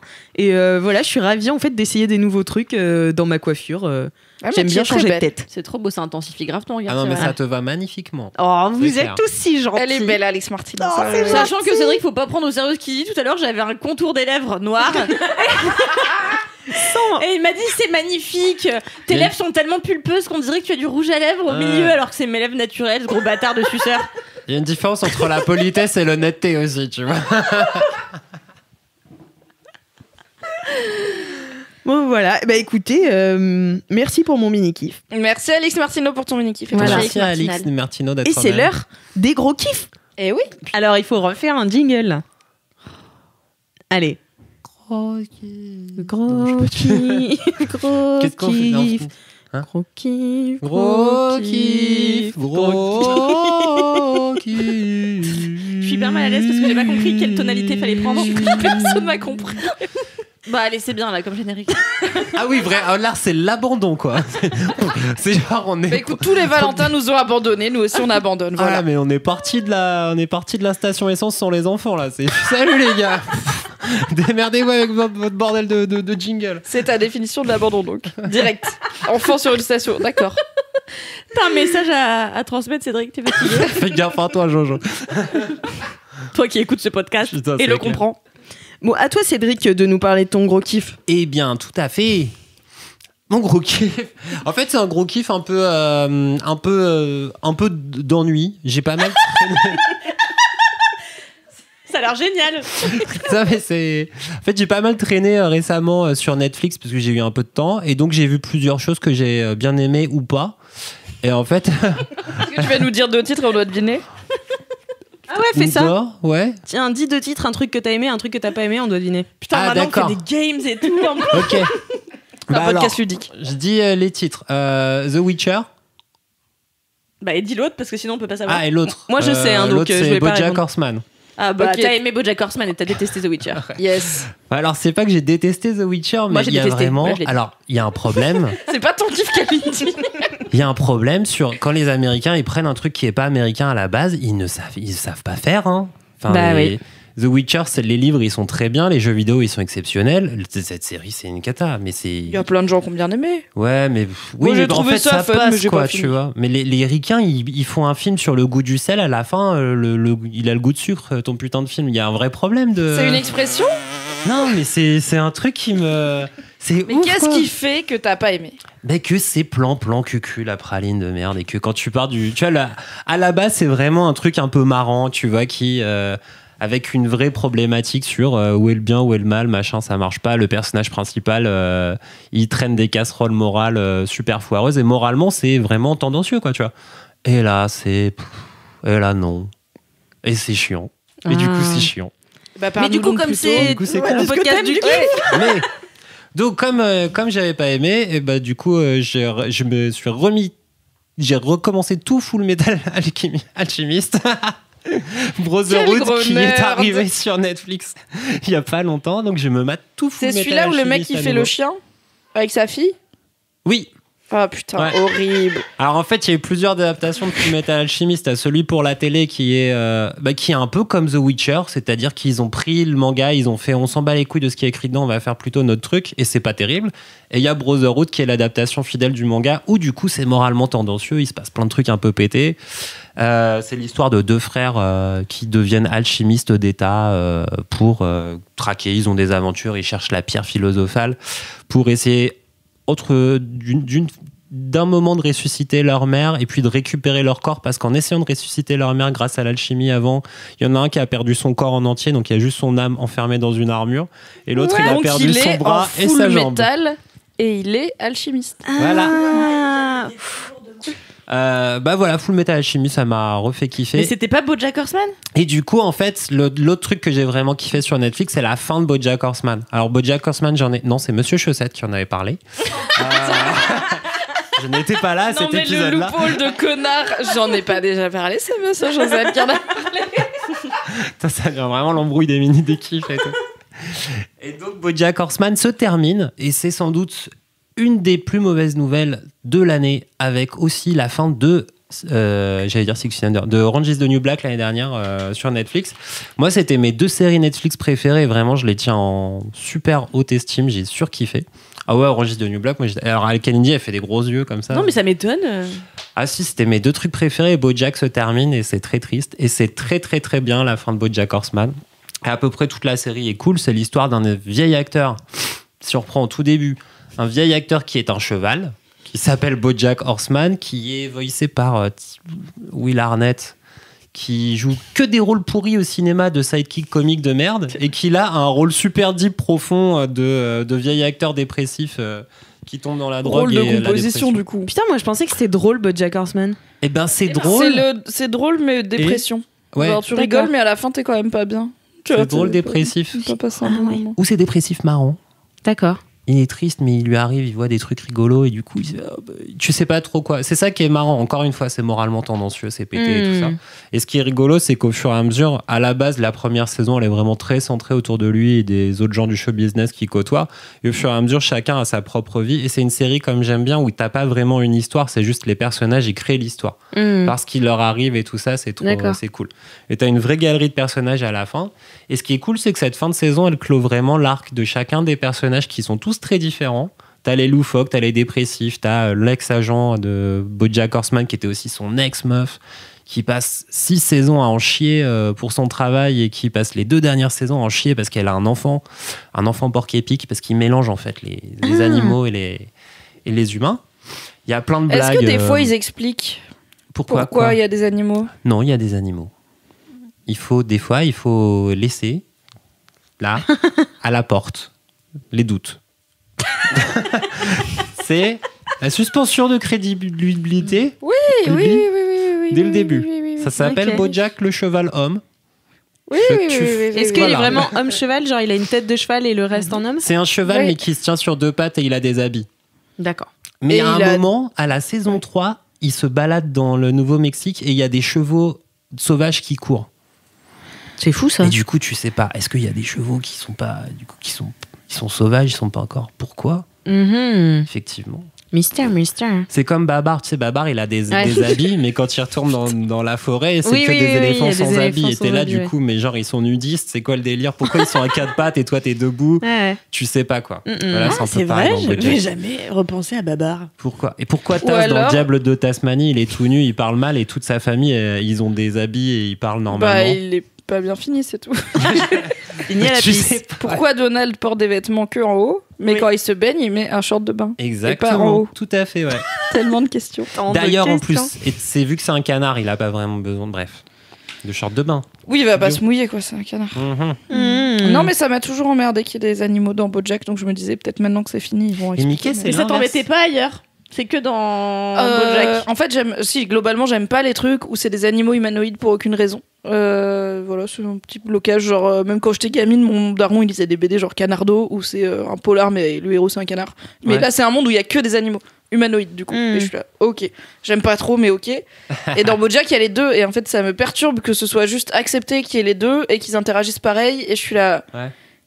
C'est vraiment, j'ai un truc de cohérence, mais ça doit faire partie de mon cerveau un peu fermé des fois, hein, mais je suis juste vraiment en mode décide-toi, pourquoi c'est un cheval et son pote c'est un chien, mais sa meuf c'est une meuf. Ça m'énerve, tu vois, ça m'énerve. Je peux pas rentrer dedans, ça m'énerve. Mais je pense qu'à la base, ça devait être un truc un peu de catégorisation des personnages. Genre pour se dire, ok, je vais transmettre visuellement plus que si je dessine que des humains ou juste des machins, je vais leur adresser ce truc-là. Et au fur et à mesure, ils en ont fait plein de blagues sur les types d'animaux que c'était. Genre son meilleur ami qui est un chien, il est tout le temps super content, il est tout le temps joyeux. C'est le labrador là, comment il s'appelle? C'est le labrador genre, Monsieur Peanut Butter. Ah oui, on l'adore. Il est très con. C'est un bon nom de chien. Et du coup, c'est assez marrant aussi toute la dernière saison parce que en fait, ça fait presque une sorte d'Hollywood post-MeToo où t'as plein de trucs que BoJack il a fait dans les saisons d'avant qui recommencent à s'accumuler sur lui. Et donc sans spoiler la saison, du coup il lui arrive c'est un moment où genre il trouve un petit peu sa sagesse dans sa vieillesse, il accepte d'être vieux, il arrête de se teindre les cheveux, on en parlait et en fait sur la deuxième partie de la 6e saison ça se repète la gueule parce que son passé le rattrape, et je trouve que c'est à la fois super bien traité parce que en fait ça le rattrape pour de vrai, il lui arrive plein de merde qui réussit pas à décortiquer. En même temps, ça se fout un peu de la gueule de Hollywood et des fausses confessions machin des gens, des acteurs et tout. Et je trouve que c'est assez bien amené, assez bien pointu et que ça reste une vision un peu douce amère de tout ça in fine, mais plutôt positive et assez bienveillante sur les gens qui restent autour, qui sont aussi talentueux que ce cheval qui est cramé. Et en fait, eux, il a passé 6 saisons quasiment à leur bouffer un peu le cerveau, à les déstabiliser. Et eux, ils finissent un petit peu par s'en tirer. Et lui, il s'en tire un petit peu différemment. Mais je trouve que c'est une assez belle histoire et qui est très, très, très rattachée à notre société sur les dernières saisons. Et ça vaut vraiment le coup de voir ça. 20 minutes par épisode, pas beaucoup, pas long, hein, pas cher. Non, mais c'est bien de commencer pour les gens qui vont commencer en sachant que c'est fini et que ça finit et que la fin est cool, au lieu de se lancer et de peut-être ça va être annulé ou la fin elle va être foireuse. Et genre tout, là, au moins vous savez, vous pouvez y aller. Tous les gens qui aiment bien BoJack sont contents de la fin, donc let's go. Ok. Juste sachez qu'il y a des animaux et des humains pour aucune raison et qu'il explique pas. Voilà, c'est tout. Mais ouais, moi ça m'a toujours perturbée aussi parce que quand j'étais petite, j'avais regardé Robin des Bois. Et j'étais amoureuse du renard, mais du coup. Non, mais ça, il est fait pour bizarre, être baisable, tu vois. Ouais, mais bon, quand même. C'est comme dans Zootopia. Dans Zootopia, ça m'emmerde pas trop parce que c'est le principe du film que c'est tous des animaux qui ont fini par évoluer. Même si ça me casse un peu les couilles parce que, genre, les animaux filles ont un peu des seins quand même. Et je suis là. Vous êtes pas obligé de leur mettre des seins pour qu'on comprenne que c'est des filles, mais bon, c'est Disney, tu vois. Mais pas Rox et Rookie, mais Robin des Bois, il est fait pour être séduisant, tu vois. Même si c'est un renard. Ouais. Ils ont animé un gars et ils l'ont transformé en renard. Mais c'est perturbant quand tu grandis et que t'es là. J'étais amoureuse un peu envie de canard renard. Mais après, les renards, c'est séduisant. Ils ont un aérodynamisme. Non, mais c'est vrai. Podcast problématique. Non, mais même moi, j'avais envie de pêcher au Robin des Bois. Je trouve que c'est beau, un renard, c'est les félins. J'ai appris que la zoophilie n'était pas interdite partout en Europe. Ah. C'est pas vrai. Et comment tu as appris ça? Quelle petite recherche Google t'as menée? Non, j'ai appris ça dans les grosses têtes ce matin. Voilà, mais c'est fou, il y a encore plein de pays où la zoophilie n'est pas interdite et où les gens peuvent passer en toute légalité des annonces pour demander une femme pour la saillie pour que son chien puisse la ken, quoi. Ah. Quoi? Oui, c'est bon. Ah oui, et du coup, ça va devenir glauque. C'est possible, quoi. Ah ouais, d'accord. Sinon, c'est légal. En France, tu peux toujours pas appeler ton cochon Napoléon pour finir sur une note positive. Oui, c'est vrai. C'est un héritage des lois de l'Empire. Exactement. C'est toujours interdit. Merci beaucoup, Cédric. Vous savez des choses. C'est à Londres où les gens peuvent pas pisser dans leur casque. Les policiers peuvent pas pisser dans leur casque. Non, vomir, pisser. Je sais plus. Qu'est-ce qui s'est passé pour qu'ils passent cette loi? C'est le Fun Fact Cast. Oh la vache. Le podcast des Fun Facts. C'est un Londres au 19e siècle. Les gens pissent dans leur casque. C'est comme en Inde. Non, j'en ai juste une dernière. En Inde, quand tu veux faire passer ton permis, être examinateur de permis de conduire, il faut que tu aies de belles dents. Voilà. C'est fou, hein? C'est fou. Oh. C'est vrai? Oui. Qui c'est qui décide c'est quoi les belles dents? Un dentiste je sais pas. Mais c'est une vieille loi, alors je sais pas trop d'où ça vient. C'est dans certains États, voilà. Dingue, hein. Ah, dans quel monde on vit? Ah là là. Cochon dingue. Eh bien, merci beaucoup, Cédric, pour ce gros kiff. Faut qu'on enchaîne, on peut pas s'arrêter là-dessus.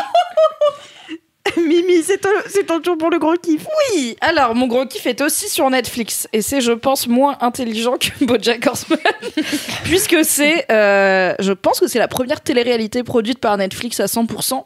Donc ils ont une télé-réalité japonaise qui s'appelle Terrace House mais qui existait déjà et qu'ils ont racheté. Là ils ont produit leur propre première télé-réalité qui s'appelle The Circle. Le cercle, le rond, qui va d'ailleurs finir par arriver en France si je me trompe pas, mais là c'est sorti enfin là c'est dispo sur Netflix France, mais c'est tourné aux US avec des Américains. Et il me semble qu'ils vont le faire en France un jour. The Circle. Alors j'ai noté la description parce que je me suis rendu compte en essayant de l'expliquer à des potes que c'est pas facile à expliquer. En gros, le but de The Circle, c'est il y a des personnes en compétition pour devenir le meilleur influenceur. Et le meilleur influenceur, c'est celui qui plaît au plus de monde. Et du coup, ce qui se passe, c'est qu'il y a 8 personnes, ça commence avec une parité homme-femme, qui vivent chacun dans un petit appartement dans le même immeuble, mais ils ne se voient pas. Ils ne s'entendent pas, ils ne peuvent pas communiquer, ils peuvent pas sortir de leur appart, qui est plutôt charmant. Et ils font genre, ils sont dans le même immeuble. Moi, à mon avis, non, parce que bon, sinon, ils auraient juste à sortir sur leur balcon et appeler leurs potes et ils leur parleraient. Mais bon, du coup, ils sont chacun dans un appartement identique, dans le même immeuble. Ils ne peuvent pas se voir, ils ne peuvent pas se parler, sauf à travers une plateforme à commande vocale qui s'appelle The Circle, où en fait ils disent ok Circle, emmène-moi au profil de Joey, commence un chat privé, salut Joey, comment ça va, est-ce que t'as bien dormi, et là ça tape et ça l'envoie, donc ils s'entendent pas, eux ils parlent, mais The Circle il envoie un message écrit, donc ils savent pas qui est à quelle voix. Ils ont chacun un profil, donc où ils commencent en mettant une seule photo choisie parmi leurs photos qu'ils ont amenées avec eux, enfin numérique bien sûr, leur âge, leur statut, genre est-ce qu'ils sont célib ou pas, tout le monde met célib de ouf, et une petite bio. Donc en gros ils créent leur profil, et ensuite ils peuvent accéder au profil de chacun. Il y a à la fois des groupes chat, des messages privés, et t'as des petits jeux pour apprendre à mieux se connaître ou pour foutre la merde entre les personnes dans le circle. Les problèmes de ouf. Et tous les 2 jours, ils votent. Chaque joueur note les autres de 1 à 7 par ordre de préférence. Ah, c'est et horrible. les mieux votés, ils deviennent les influencers et ils décident qui est éliminé. Et tout ça, ils se voient jamais. Donc en fait, ils font que se parler et par écrit. Et ce qui est bien, Caramel c'est en 98. de ouf. Mais ce qui est malin, c'est que comme ils se voient jamais, il y a des gens qui jouent quelqu'un qui n'est pas eux. Genre il y a un mec qui joue sa petite amie. Il est arrivé, son profil, c'est une petite meuf qui s'appelle Rebecca. Et en fait, c'est le mec qui la joue. Il est trop marrant. Il passe sa vie en pyjama, en onesie là, tout en moumoute. Et genre il arrive, du coup, il est ajouté au chat où il y a que des meufs.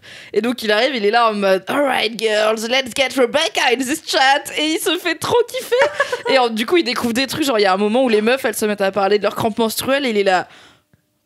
Oh, et il doit essayer de dire un truc qui fait genre il comprend les crampes menstruelles, mais il dit il dit de la merde. À un moment il dit c'est marrant, moi, parce que le but c'est qu'il se fasse pas découvrir que c'est, donc ils appellent ça un catfish, parce que les catfish c'est les usurpations d'identité sur internet, et il y a tout le monde qui soupçonne tout le monde d'être des catfish parce qu'ils savent bien que tu peux faire semblant d'être quelqu'un d'autre. Et d'ailleurs au début il y a une meuf, c'est une mannequin, c'est son vrai métier, elle est mannequin, en plus lingerie et maillot de bain, la meuf elle a un corps débile, et en fait les gens sont là, je pense que c'est un catfish parce que je pense pas elle est trop bonne, tu vois, elle est trop insta friendly, elle peut pas exister, et la meuf elle est trop saoulée parce qu'elle a mais putain j'existe, c'est vraiment moi, c'est vraiment elle. Et du coup donc les problèmes arrivent dans les jeux, parce qu'au début c'est des petits jeux marrants, genre des questions trivia et tout, et assez vite c'est genre hashtag, donc déjà tous les jeux deviennent anonymes, donc tu peux anonymement dire un truc, enfin participer au jeu, et c'est un jeu genre hashtag la photo de machin, donc t'as la photo on va dire de Joey et tout le monde peut mettre anonymement un hashtag, et en fait ils commencent à envoyer des hashtags genre on reconnaît un catfish, ou parce que Joey c'est un mec un peu forceur, donc il drague toutes les meufs et les meufs sont là, tu sais qu'on parle entre nous et tout, et il est là ok qui c'est qui a dit ça, c'est à qui le hashtag. C'est trop marrant. Et l'autre truc avec les problèmes, c'est que on dirait un épisode de Black Mirror en vrai. C'est très Black Mirror dans l'idée. Et la personne qui se fait éliminer, donc dès qu'elle se fait éliminer, elle est bloquée du circle. Genre elle peut pas poster un dernier message, dire au revoir et tout, mais elle peut aller voir en vrai quelqu'un. Donc elle peut aller voir en vrai un des joueurs pour découvrir si c'est la vraie personne ou pas, et pour soit aller embrouiller la personne qui l'a éliminée, soit Mais du coup, ils sont tous là à attendre en mode est-ce qu'elle va venir dans mon appartement ou pas, je sais pas. Et elle peut enregistrer un message vidéo qui est transmis au reste des joueurs le lendemain. Du coup, ils apprennent à ce que c'était vraiment elle ou pas. Et c'est c'est trop bien, c'est de la drogue, c'est du crack. J'ai regardé 6 épisodes en 4 jours et vraiment. Il y en a combien en tout ? Il y en a 10. Ah, ça a l'air trop bien. Saison. Ah, ça a l'air trop ça a l'air bien. tellement Trop bien. Et en vrai, je m'attendais à ce que ce soit hyper dark, genre vraiment hyper Black Mirror, où tout le monde se fait des coups de pute, tout le monde ment et tout. Et en fait, la plupart des joueurs sont déjà pas des catfish, genre ils sont vraiment eux-mêmes. Mais c'est eux qui choisissent d'être des catfish ou c'est Oui, la c'est eux prod qui choisissent. Ah. Ils arrivent avec leur personnalité qu'ils veulent mettre en avant, donc soit leurs propres photos, soit donc il y a le mec qui fait semblant d'être sa copine, donc il a pris les mais avec bien sûr l'accord de sa copine. Il y en a une qui fait semblant d'être une de ses potes qui est plus bonne parce qu'elle dit bah en fait je vais être 100% moi sauf les photos et je veux voir comment les gens ils me traitent différemment s'ils pensent que je suis bonne par rapport au corps que j'ai dans la vie. Enfin c'est assez intéressant en fait en termes de temps. T'as toujours une raison de catfish, c'est pas juste pour les troller, leur montrer qu'ils sont cons, tu vois. Il y a un mec qui est trop pur, il s'appelle Shubham, c'est un petit gars qui est genre ingénieur en réalité virtuelle, qui est d'origine indienne, grosse tête, il a été dans une super fac et tout. Et en fait, lui, il a aucun réseau social dans la vie parce qu'il trouve que c'est le chétan, les réseaux sociaux. Et il dit, bah moi, je veux prouver que on n'a pas besoin d'être fake sur les réseaux sociaux et que je peux gagner The Circle en étant juste moi-même. Et tu sais, il a des vieilles photos moches, genre lui avec sa famille au restaurant et tout, où il se crope, il dit bah celle-là on voit bien que c'est moi, je suis souriant et tout, mais les photos elles sont dégueulasses. Il est sympa, il est honnête avec tout le monde et ça se passe bien, tu vois, les gens ils l'aiment bien, ils sont là, ah je sais pas, mais il a l'air trop authentique, je l'aime trop. Et moi j'étais sûre qu'il allait se faire éliminer jour 1 parce que ses photos elles sont moches, donc je suis un peu cynique dans la vie. Et en fait c'est mignon parce que la plupart des gens sont eux-mêmes, ils créent des vraies relations, enfin dans les groupes chat parce qu'ils sont vraiment tout seuls dans l'appart et en fait ils ont pas grand chose, ils ont pas la télé, ils ont pas internet, ils ont chacun pu amener 1 ou 2 objets perso pour leur rappeler chez eux. Bon après ça dure pas très longtemps puisque tous les 2 jours il y a une élimination, donc au final ça va, tu restes pas 4 mois quoi. Mais bon voilà, ils s'emmerdent un peu, ils se sentent un peu seuls, ils peuvent pas contacter leurs proches et du coup ils font des petits groupes chat, ils parlent, ils se font des copains et des fois genre bah leurs copains c'est pas du tout les gens qui pensent que c'est mais ils sont quand même en mode oh non je me sens un peu mal d'avoir dit que j'étais une meuf alors que non. Mais c'est trop mimes, moi j'aime trop, enfin non c'est pas trop mimes, c'est les problèmes quand même principalement. Mais je sais pas, c'est hyper intéressant à regarder. Ça a un vrai côté. Je pensais que ce serait plus nihiliste, voilà, plus misanthrope que ça. Au final, la plupart des gens sont sympas. Et il y a le dernier aspect que je trouve fascinant, c'est en fait, c'est comme s'ils tapaient, mais sauf qu'ils parlent. Et du coup, des fois, ils envoient, donc ils dictent. Et des fois, ils envoient genre, oh bah tape MDR, je suis plié de rire. Et ils sont pas du tout pliés de rire dans la vie, tu vois. Ils sont juste genre comme ça sur leur canapé. Mais ça fait pas hypocrite parce que c'est comme ça qu'on parle sur Internet. Bah et oui. en fait, effectivement, quand t'es toute seule, le rire c'est communicatif. C'est rare que tu rigoles pour de vrai. À part le fameux Joey qui est un genre d'italien de New York hyper grande gueule qui se tape des barres. Il passe sa vie à hurler sur The Circle et à se taper des barres, donc je l'aime trop. Et en fait, ça montre aussi que, en fait, oui, comment dire ça? On n'a pas la tête de l'expression, de l'émotion qu'on est en train de transmettre à l'écrit, mais ça veut pas dire qu'on la ressent pas, c'est juste qu'on la ressent discrètement parce qu'on est tout seul et on n'a rien à communiquer. Mais quand ils disent oh là là, je suis mort de rire, ils sont amusés, c'est juste qu'ils sont. Ou alors, ils font genre les problèmes, tu vois, ils sont là, ah, mort de rire, c'est intéressant que t'aies posé cette question. Et t'es là, ok, alright. Donc voilà, j'aime bien. C'est plaisir coupable, mais j'essaye de le spinner en mode non, mais ça fait un peu réfléchir, tu vois. Bravo Mimi, c'est ce qu'on essaie toutes de faire quand je regarde les Marseillais. Le 17 février, retrouvez les Marseillais aux Caraïbes. On est sponsor ou pas? W9, genre. J'ai tellement hâte. C'est tellement hâte. On n'en peut plus, elle m'a obligée l'autre jour à sortir de l'entreprise pour aller dans le couloir pour regarder le teaser de 3 minutes. Mais vous pouvez le faire dans l'entreprise, ça. C'était notre petite pause. Ah bah oui, bah très bien, c'est une bonne pause. Ah mais oui, je suis sortie, vous étiez en train de glousser devant la porte avec un téléphone, je sais qu'est-ce qu'ils font, regardez. Ouais, c'est parce que peut-être Julien et Manon vont divorcer, mais bon bref. Voilà. Choc. Ça fera l'objet d'autres LMK sans doute en février. J'ai hâte. Voilà, Bah, donc c'est cool. The Circle sur Netflix. Trop bien. C'est vachement Je trouvais cool. que ça avait l'air horrible. J'avais relayé, je me souviens, pour dire que ça arrivait en France ou je sais plus Ouais. quoi, on en avait déjà Mais parce que parlé le sur le pitch il est horrible, hein. Ouais, le pitch c'est il est ils sont affreux. enfermés et ils doivent percer sur les réseaux sociaux, enfin c'est Ouais, vraiment. ça a l'air Tu te gore. dis ça va être les pires facettes de l'être humain et au final en tout cas dans cette saison les candidats qu'ils ont pris sont pas, et en fait c'est limite c'est pas ceux qui sont le plus insta friendly qui sont désagréables. Genre il y a un mec, je vais pas en dire trop, mais en gros il y a un mec qui a un physique banal, un peu chubby, il a 35 ans, voilà, il est pas moche mais il est pas spécialement insta friendly on va dire, qui décide de jouer le rôle d'un mec hyper gaulé. un gars hyper gaulé et il dit je veux jouer le mec genre mon plan c'est de draguer toutes les filles et d'être pote avec tous les gars. Et en fait comme il est pas cette personne et qu'il a une vision très négative de ce genre de gars, il est hyper fake et hyper agressif, genre il va draguer toutes les meufs, il les appelle babe direct, les meufs elles sont là c'est qui ce bolos qui vient m'appeler babe, et lui il est là ouais je suis sûre ça lui a plu genre complètement à côté de la plaque. Et même les mecs ils sont là putain il en fait un peu trop, enfin c'est bon, on a compris on va tous à la gym, tu vois, t'as pas besoin de parler de la gym direct et tout. Et du coup, c'est ce gars-là qui a l'air limite un peu mesquin parce qu'il se moque des gens Insta-famous, mais parce qu'il pense qu'ils sont débiles en fait, et parce qu'il les méprise un peu. Alors que lui, il est dans un milieu, genre il est artiste, il va à l'opéra et tout machin.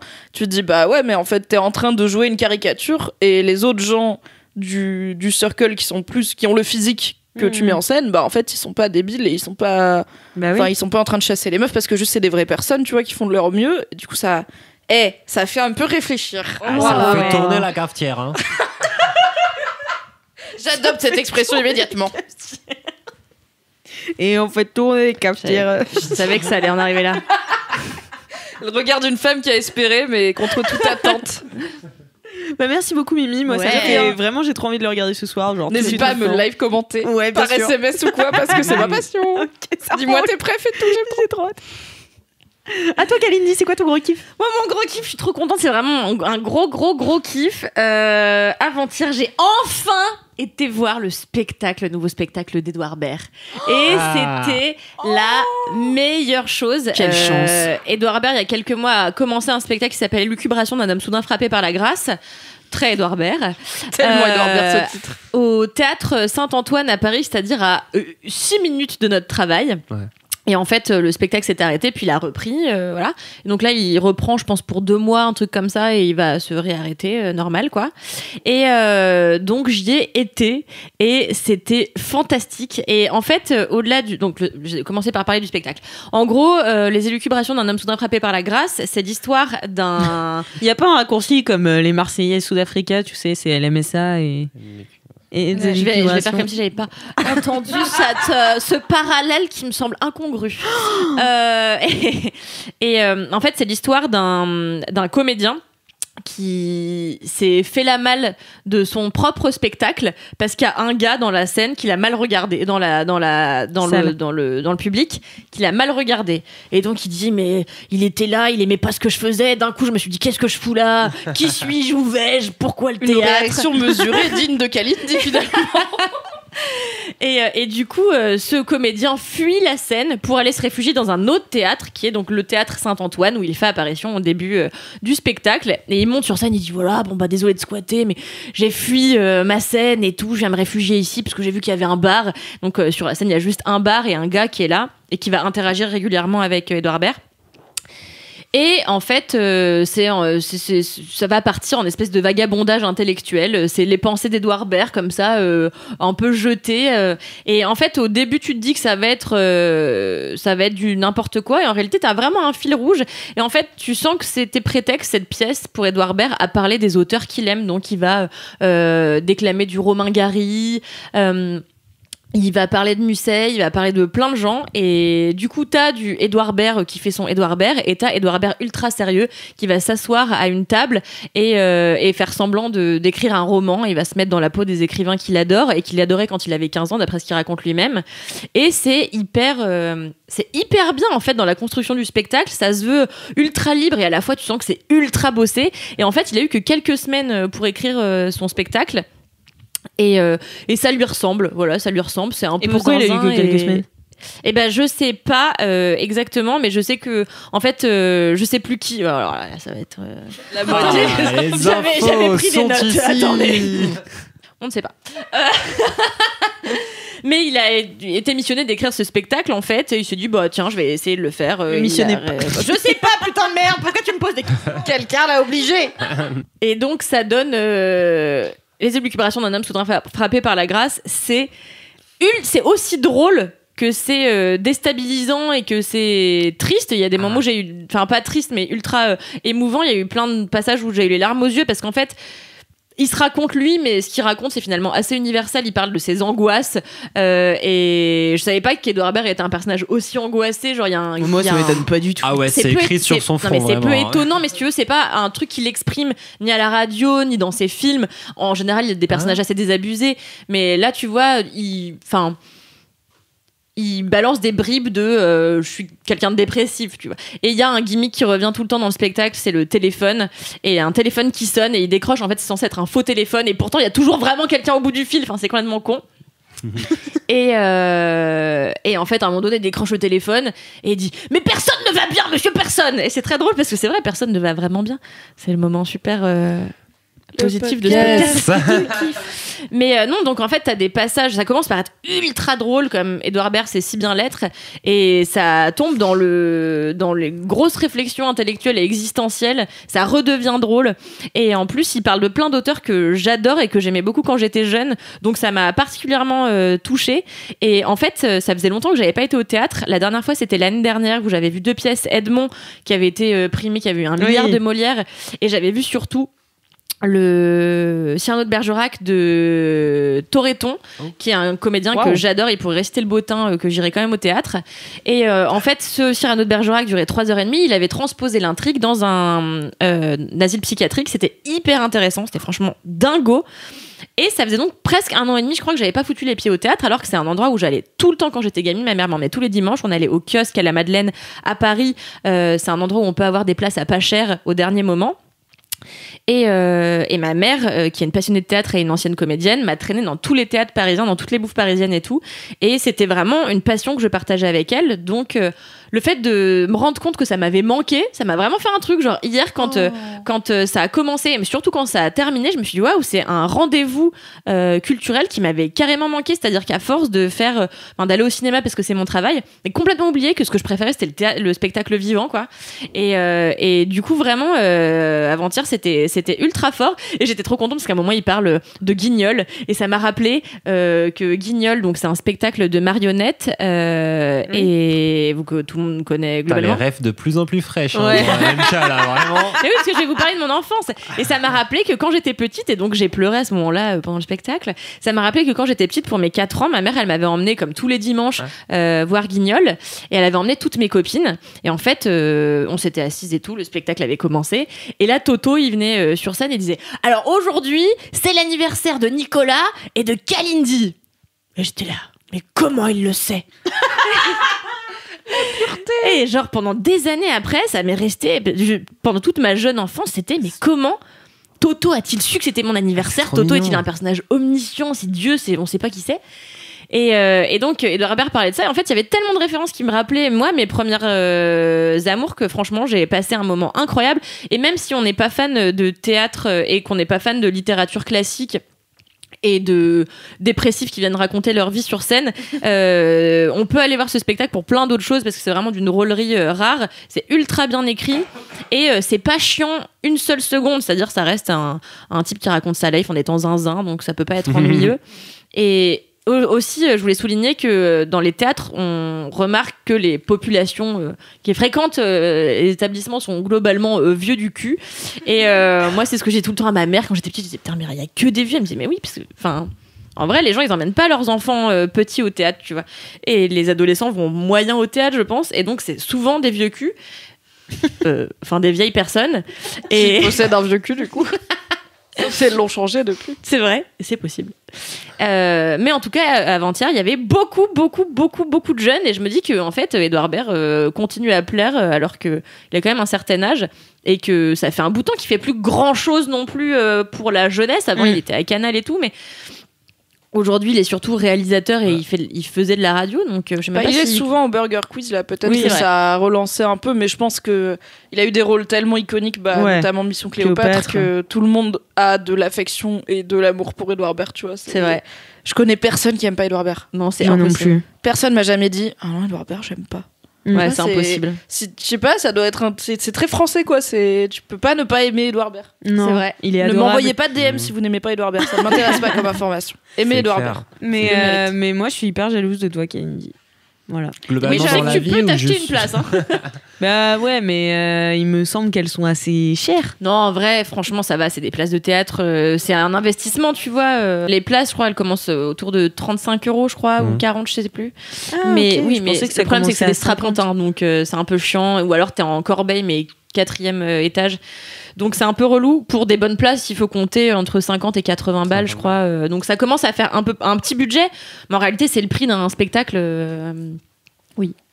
Non, j'allais dire, on est à une semaine de la Saint-Valentin. T'as une semaine pour te trouver un gars. De Ouais, ouf. Je allez. lui suggérer de t'inviter voir Edouard Baird pour la Tu peux faire, ouais, tout à fait. Et moi, j'ai été Ça dans se joue, hein, ça se tente.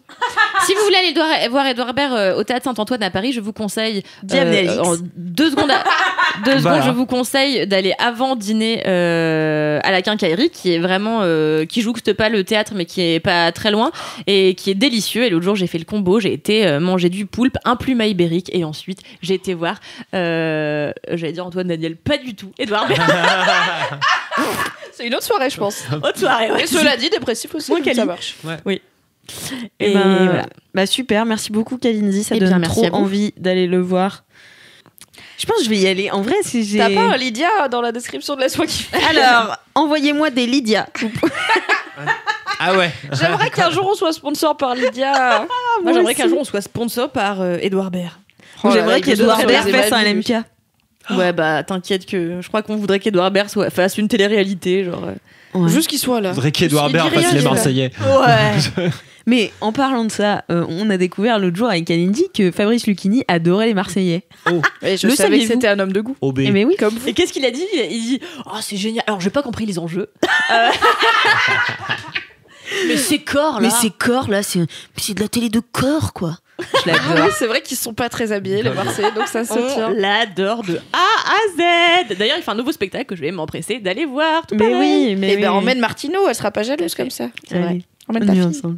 C'est quoi ton On vieille gros mère. kiff, Alix Martino? Eh bien, mon gros kiff, vous l'aurez entendu dans l'introduction de ce podcast. LMK 78 est sponsorisé, oui. Amazing! Ouh, trop bien. Ah ouais. Merci au pacte. Ah mais c'est vrai que c'était ça. Mais oui. C'est pour ça que je pouvais pas parler d'Alien Crystal Palace. C'était un autre film. Ah mais oui. ouais, autant pour Puis moi. il y avait aussi Nicky Larson. Ça faisait beaucoup de films. Ça. Merci le pacte de soutenir LMK. Et donc, je vais vous parler de La fille au bracelet. Vous êtes prêts? Ah oui. Oui, Mère Castor. Alors. tout. Alors, c'est vraiment... vous allez comprendre pourquoi c'était ma passion. C'est l'histoire d'une jeune adolescente de 18 ans et qui est assignée à résidence chez ses parents. Donc, elle a un bracelet, donc elle peut pas quitter chez elle. Et en fait, on apprend tout au début, je vous spoil pas du tout, qu'elle est accusée... électronique. Un bracelet électronique, oui. Sinon, un bracelet de cheville avec des coquillages. Ça t'assigne pas à résidence, non. Voilà. Donc, et on apprend tout au début qu'en fait, c'est une ado accusée d'avoir tué sa meilleure amie. Et que 2 ans après les faits, parce qu'elle l'a elle l'a fait ou pas, il y a 2 ans, donc quand elle avait 16 ans, quand elles avaient 16 ans toutes les deux, et 2 ans après les faits, le procès commence et donc le film s'ouvre là-dessus, sur ce début de procès et sur toutes les influences, enfin toutes les conséquences qu'il va avoir sur elle et sur sa famille. Et c'est ultra intéressant de voir une famille comme ça. Qu'est-ce que ça veut dire la famille quand t'es accusé d'un truc aussi grave pendant 2 ans? Ça fait 2 ans qu'ils vivent avec ça. Et voilà, jusqu'où ils la soupçonnent ou pas de l'avoir fait. Enfin, c'est super bien. Donc, il y a des acteurs qui sont incroyables. Il y a Rochdi Zem qui joue le papa, Chiara Mastroianni qui joue la maman. Et c'est 2 personnages ultra différents puisque le papa est vraiment le pilier de sa fille. Il décide de se mettre une carapace et de la soutenir quoi qu'il arrive et tout. Alors que Chiara Mastroianni joue une mère un peu effacée qui, en fait, a accepté le fait qu'elle ne pouvait pas supporter ça, donc elle a accepté le fait qu'elle n'irait pas au procès par exemple, et donc elle pourrait pas supporter ça, et elle aime pour autant toujours sa fille, et elle lui dit j'espère que tu comprends mais je peux pas faire ça en fait. Et Moi aussi, ma daronne, elle vient pas à mon procès. Ouais, donc- alors j'ai 18 piges, mais bye, j'ai plus de daronne, quoi, vraiment. mais après elle est Ouais, toujours là, c'est tu vois, elle est dur toujours d'accepter. présente. Oui. Et en fait elle est dans dans une forme d'acceptation de son déni de non, ma fille, c'est pas possible, quoi. Donc voilà, et puis il y a aussi son petit frère à cette jeune femme-là qui s'appelle Liz, qui lui fait des vannes. Alors du coup, quand tu seras en prison, je pourrais avoir ta chambre. Enfin, tu vois, On l'adore. Bah ouais, parce qu'il a 10 piges, tu vois. Donc en fait, depuis qu'il a 8 ans, il baigne là-dedans. Donc c'est ultra bizarre et en même temps ultra intéressant de plonger complètement au cœur de cette famille qui est détruite par un événement aussi dramatique que un procès pour meurtre, quoi. Enfin, c'est atroce, vraiment. Et en même temps, c'est vraiment très intéressant. Et oui, c'est un très très bon film. Il a été réalisé par Stéphane Demoustier et dont la sœur joue aussi dans le film. Anaïs Demoustier joue l'avocate générale. Donc, et en fait, elle est ultra virulente et elle est beaucoup dans le slut-shaming. Et c'était ultra étonnant venant d'une jeune femme avocate. Et en fait, j'ai conduit l'interview de Stéphane Demoustier et Anaïs Demoustier cet après-midi, qui sera sortie à l'heure qu'il est. Et donc, en fait, elle a expliqué c'est lui qui a expliqué que lui, il s'était beaucoup inspiré des procès qui avaient eu lieu, qu'il était allé observer, et qu'il avait remarqué que les avocates les plus virulentes et les plus shameuses, en fait, à ce niveau-là, c'était des jeunes femmes, et que c'était ultra étonnant, et qu'en fait, c'était parce que les jurés, en général, sont des gens plutôt masculins, plutôt vieux, et qu'en fait, elles se servent de ça pour se retourner contre donc cette jeune femme. C'est vraiment la façon. Elles disent que le jury, ce qu'elle pense que le jury pense, voilà, mais c'est pas forcément son opinion. Mais bon, c'est un peu moche d'en jouer quand même. Mais c'est ça, un job d'avocat, quoi. C'est un job d'avocat qui est hyper difficile. Et Anaïs Demoustier disait, j'ai jamais joué un rôle comme ça et c'était super difficile pour moi, qui en tant qu'Anaïs aime le personnage de Lise, donc la fille qui est accusée du meurtre de sa meilleure amie. Elle l'aime et pourtant elle était obligée de mettre une certaine distance entre elle et la jeune actrice, donc Melissa Gers, pour rentrer dans son rôle. Mais d'ailleurs, je voulais parler aussi de Melissa Gers, qui est c'est sa première apparition au cinéma. Donc ça a été un casting, elle a répondu sur Facebook, enfin voilà, ils l'ont trouvée comme ça. Et donc c'est sa première apparition, elle est extrêmement juste et très illisible. Donc en fait, ça te fait te poser des questions tout le temps. Tu te dis, mais elle est coupable ou non, et tu changes d'avis 40 fois pendant le film. Et c'est ça qui est ultra bien dans les films de procès comme ça, où il y a plein de rebondissements. Moi j'adore les films de procès, et surtout ça met des mots super crus sur une vérité assez glaçante et qui est difficile à entendre. Et franchement, c'est trop bien comme film, j'ai tellement aimé. Ça sort, du coup c'est sorti à l'heure où le podcast est sorti, il est sorti le 12 février. Donc voilà, je vous encourage vraiment à venir le voir au cinéma, parce que j'étais à fond, quoi. Ça a l'air trop bien. Ouais, c'est trop bien. Et rien que pour voir cette jeune actrice. Mais c'est français en plus. Oui. Et c'est trop cool. Oui. Et c'est à Nantes. Et ça, exactement. Ça se passe à Nantes. Alors, moi qui suis habituée aux films parisiens et nantaises, maintenant je commence à reconnaître Paris et tout dans les films, donc ça me fait plaisir. Je me dis, je suis déjà pas. Le Sacré-Cœur et tout, c'est bon. Non mais tu sais, certaines rues. Il y a un truc pointu au fond par la fenêtre. Mais non, mais tu sais, certaines rues que tu reconnais, tu fais, ils ont tourné là, oui, j'ai un bar à côté, tu vois. Notre-Dame, mais ça a changé. C'est ça. Et là, en fait, le film, à un moment, ils se rendent au palais de justice, et là, je me dis, mais. C'est le palais de justice de Nantes, parce qu'en fait, le palais de justice nantais est super particulier. Et d'ailleurs, c'est pour ça que le réalisateur Stéphane Demoustier l'a choisi. Je lui ai demandé, il me l'a dit. En tant que tu l'as pas inventé cette info. Non, je l'ai pas du tout inventé. Parce qu'en fait, c'est un palais très moderne. Très haut, très noir, et à l'intérieur tout est rouge, et donc ça donne un côté super moderne et beaucoup de profondeur et de caractère au film, et de drame aussi, et de drama. J'avoue, l'architecte il était là, personne va être serein ici anyway, autant y aller à fond, on va pas les apaiser, tu vois, c'est noir et rouge. C'est le juge Claude Frollo, quoi, qui règne sur Non, mais c'est ultra impressionnant, et c'est un magnifique palais de justice. Et je l'ai reconnu tout de suite dans le film. J'ai fait quoi ? Ils sont à Nantes ? Et alors là, mais toi, t'es allé au palais de justice de Nantes ? C'est sur l'île de Nantes. Ah. Et donc sur l'île de Nantes, il y a mes bars préférés. Et donc, voilà. Elle a été au bar du palais de justice. C'est comme ça que tu t'es retrouvé au palais de justice, Alix Martino. Donne-nous les vrais. Non, je suis jamais rentrée à l'intérieur en revanche. Et franchement, j'aurais beaucoup aimé, parce que là, je pense que ça va être une de mes nouvelles résolutions d'aller voir un procès, parce que c'est tellement intéressant. Enfin, vraiment. Alors ça dépend. Moi, j'avais été au collège voir un procès. C'était un agriculteur qui avait planté des pêchers trop près du verger de pêche de son voisin et du coup ils arrêtaient pas de s'embrouiller. Et c'était genre, mais c'est Kaamelott. C'était même pas marrant, c'était juste chiant. Et il y a genre 6 ans, tu vois, parce que comme c'est pas grave, la justice elle est pas en mode c'est pas urgent. Et du coup, il parlait d'un péché qui était planté trop près d'un autre il y a 6 ans. J'étais en 3e, j'étais là. Qu'est-ce qui se passe? C'est horrible. Mais même ça, moi chiant. j'adore. Tu sais quoi, moi j'adore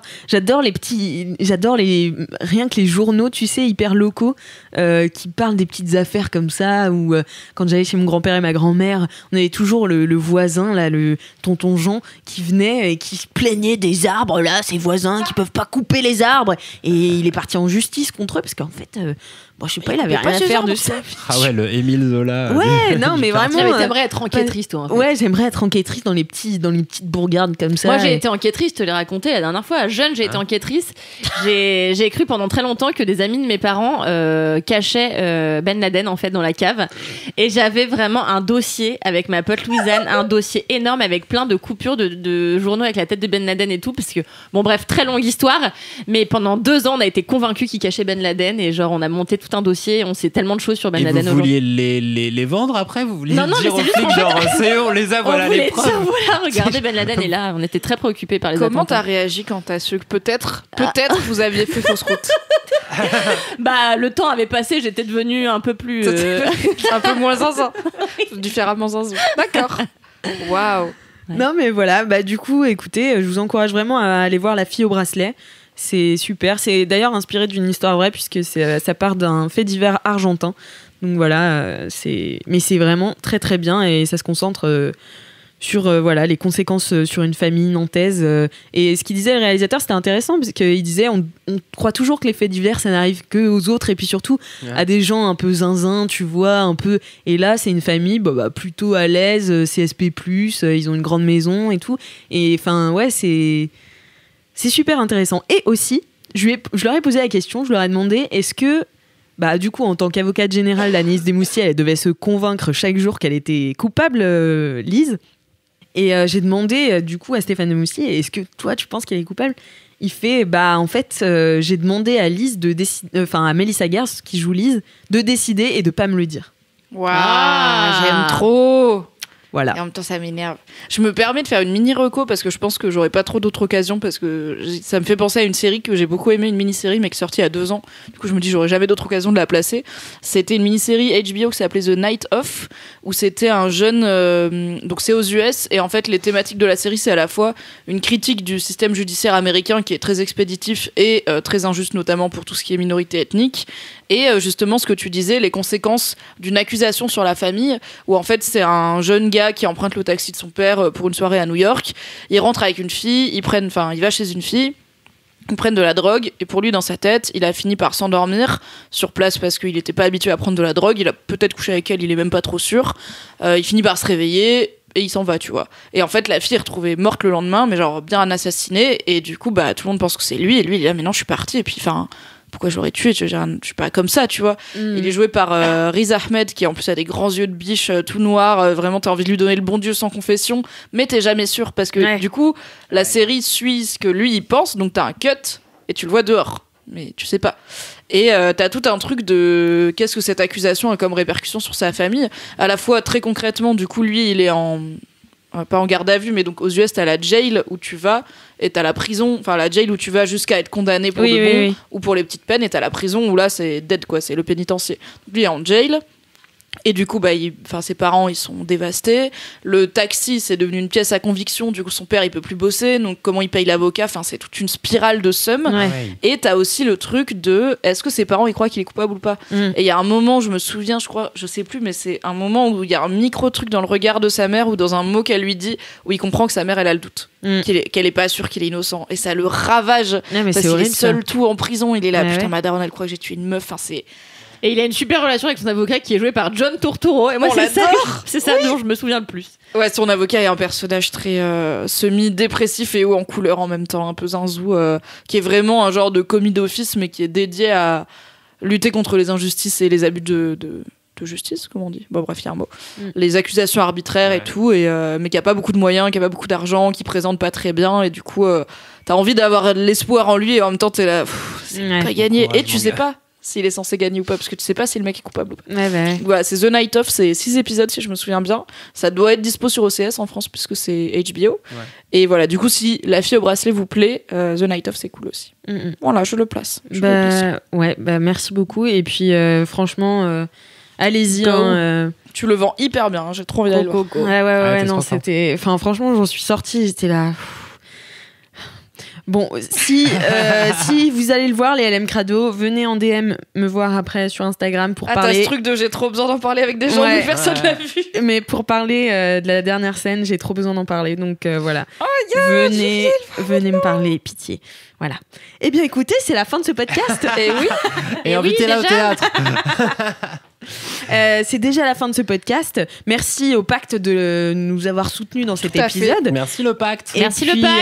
Merci à vous, cher LM Crado, d'être restés jusqu'à la fin. Merci à vous aussi, la Brigade du Kiff, d'être restés jusqu'à la fin. Et puis... Ça fait longtemps que personne s'est barré manger un ramen en plein milieu du truc. Je l'ai fait une fois, Kalindi, ok. Ça fait littéralement depuis l'épisode 2. Et voilà, n'hésitez pas à aller mettre vos vides bolos sur Apple Podcast, toujours en mettant 5 étoiles, à m'envoyer des jingles, des dédicaces audio. Oui, donnez les jingles, j'en veux plus de ces longs moments. Voilà, c'est long, c'est peu agréable. Envoyez-nous les vôtres, vous êtes si doués. Kalindi a envie de faire pipi, donc je vais abréger cette fin en attendant la semaine prochaine.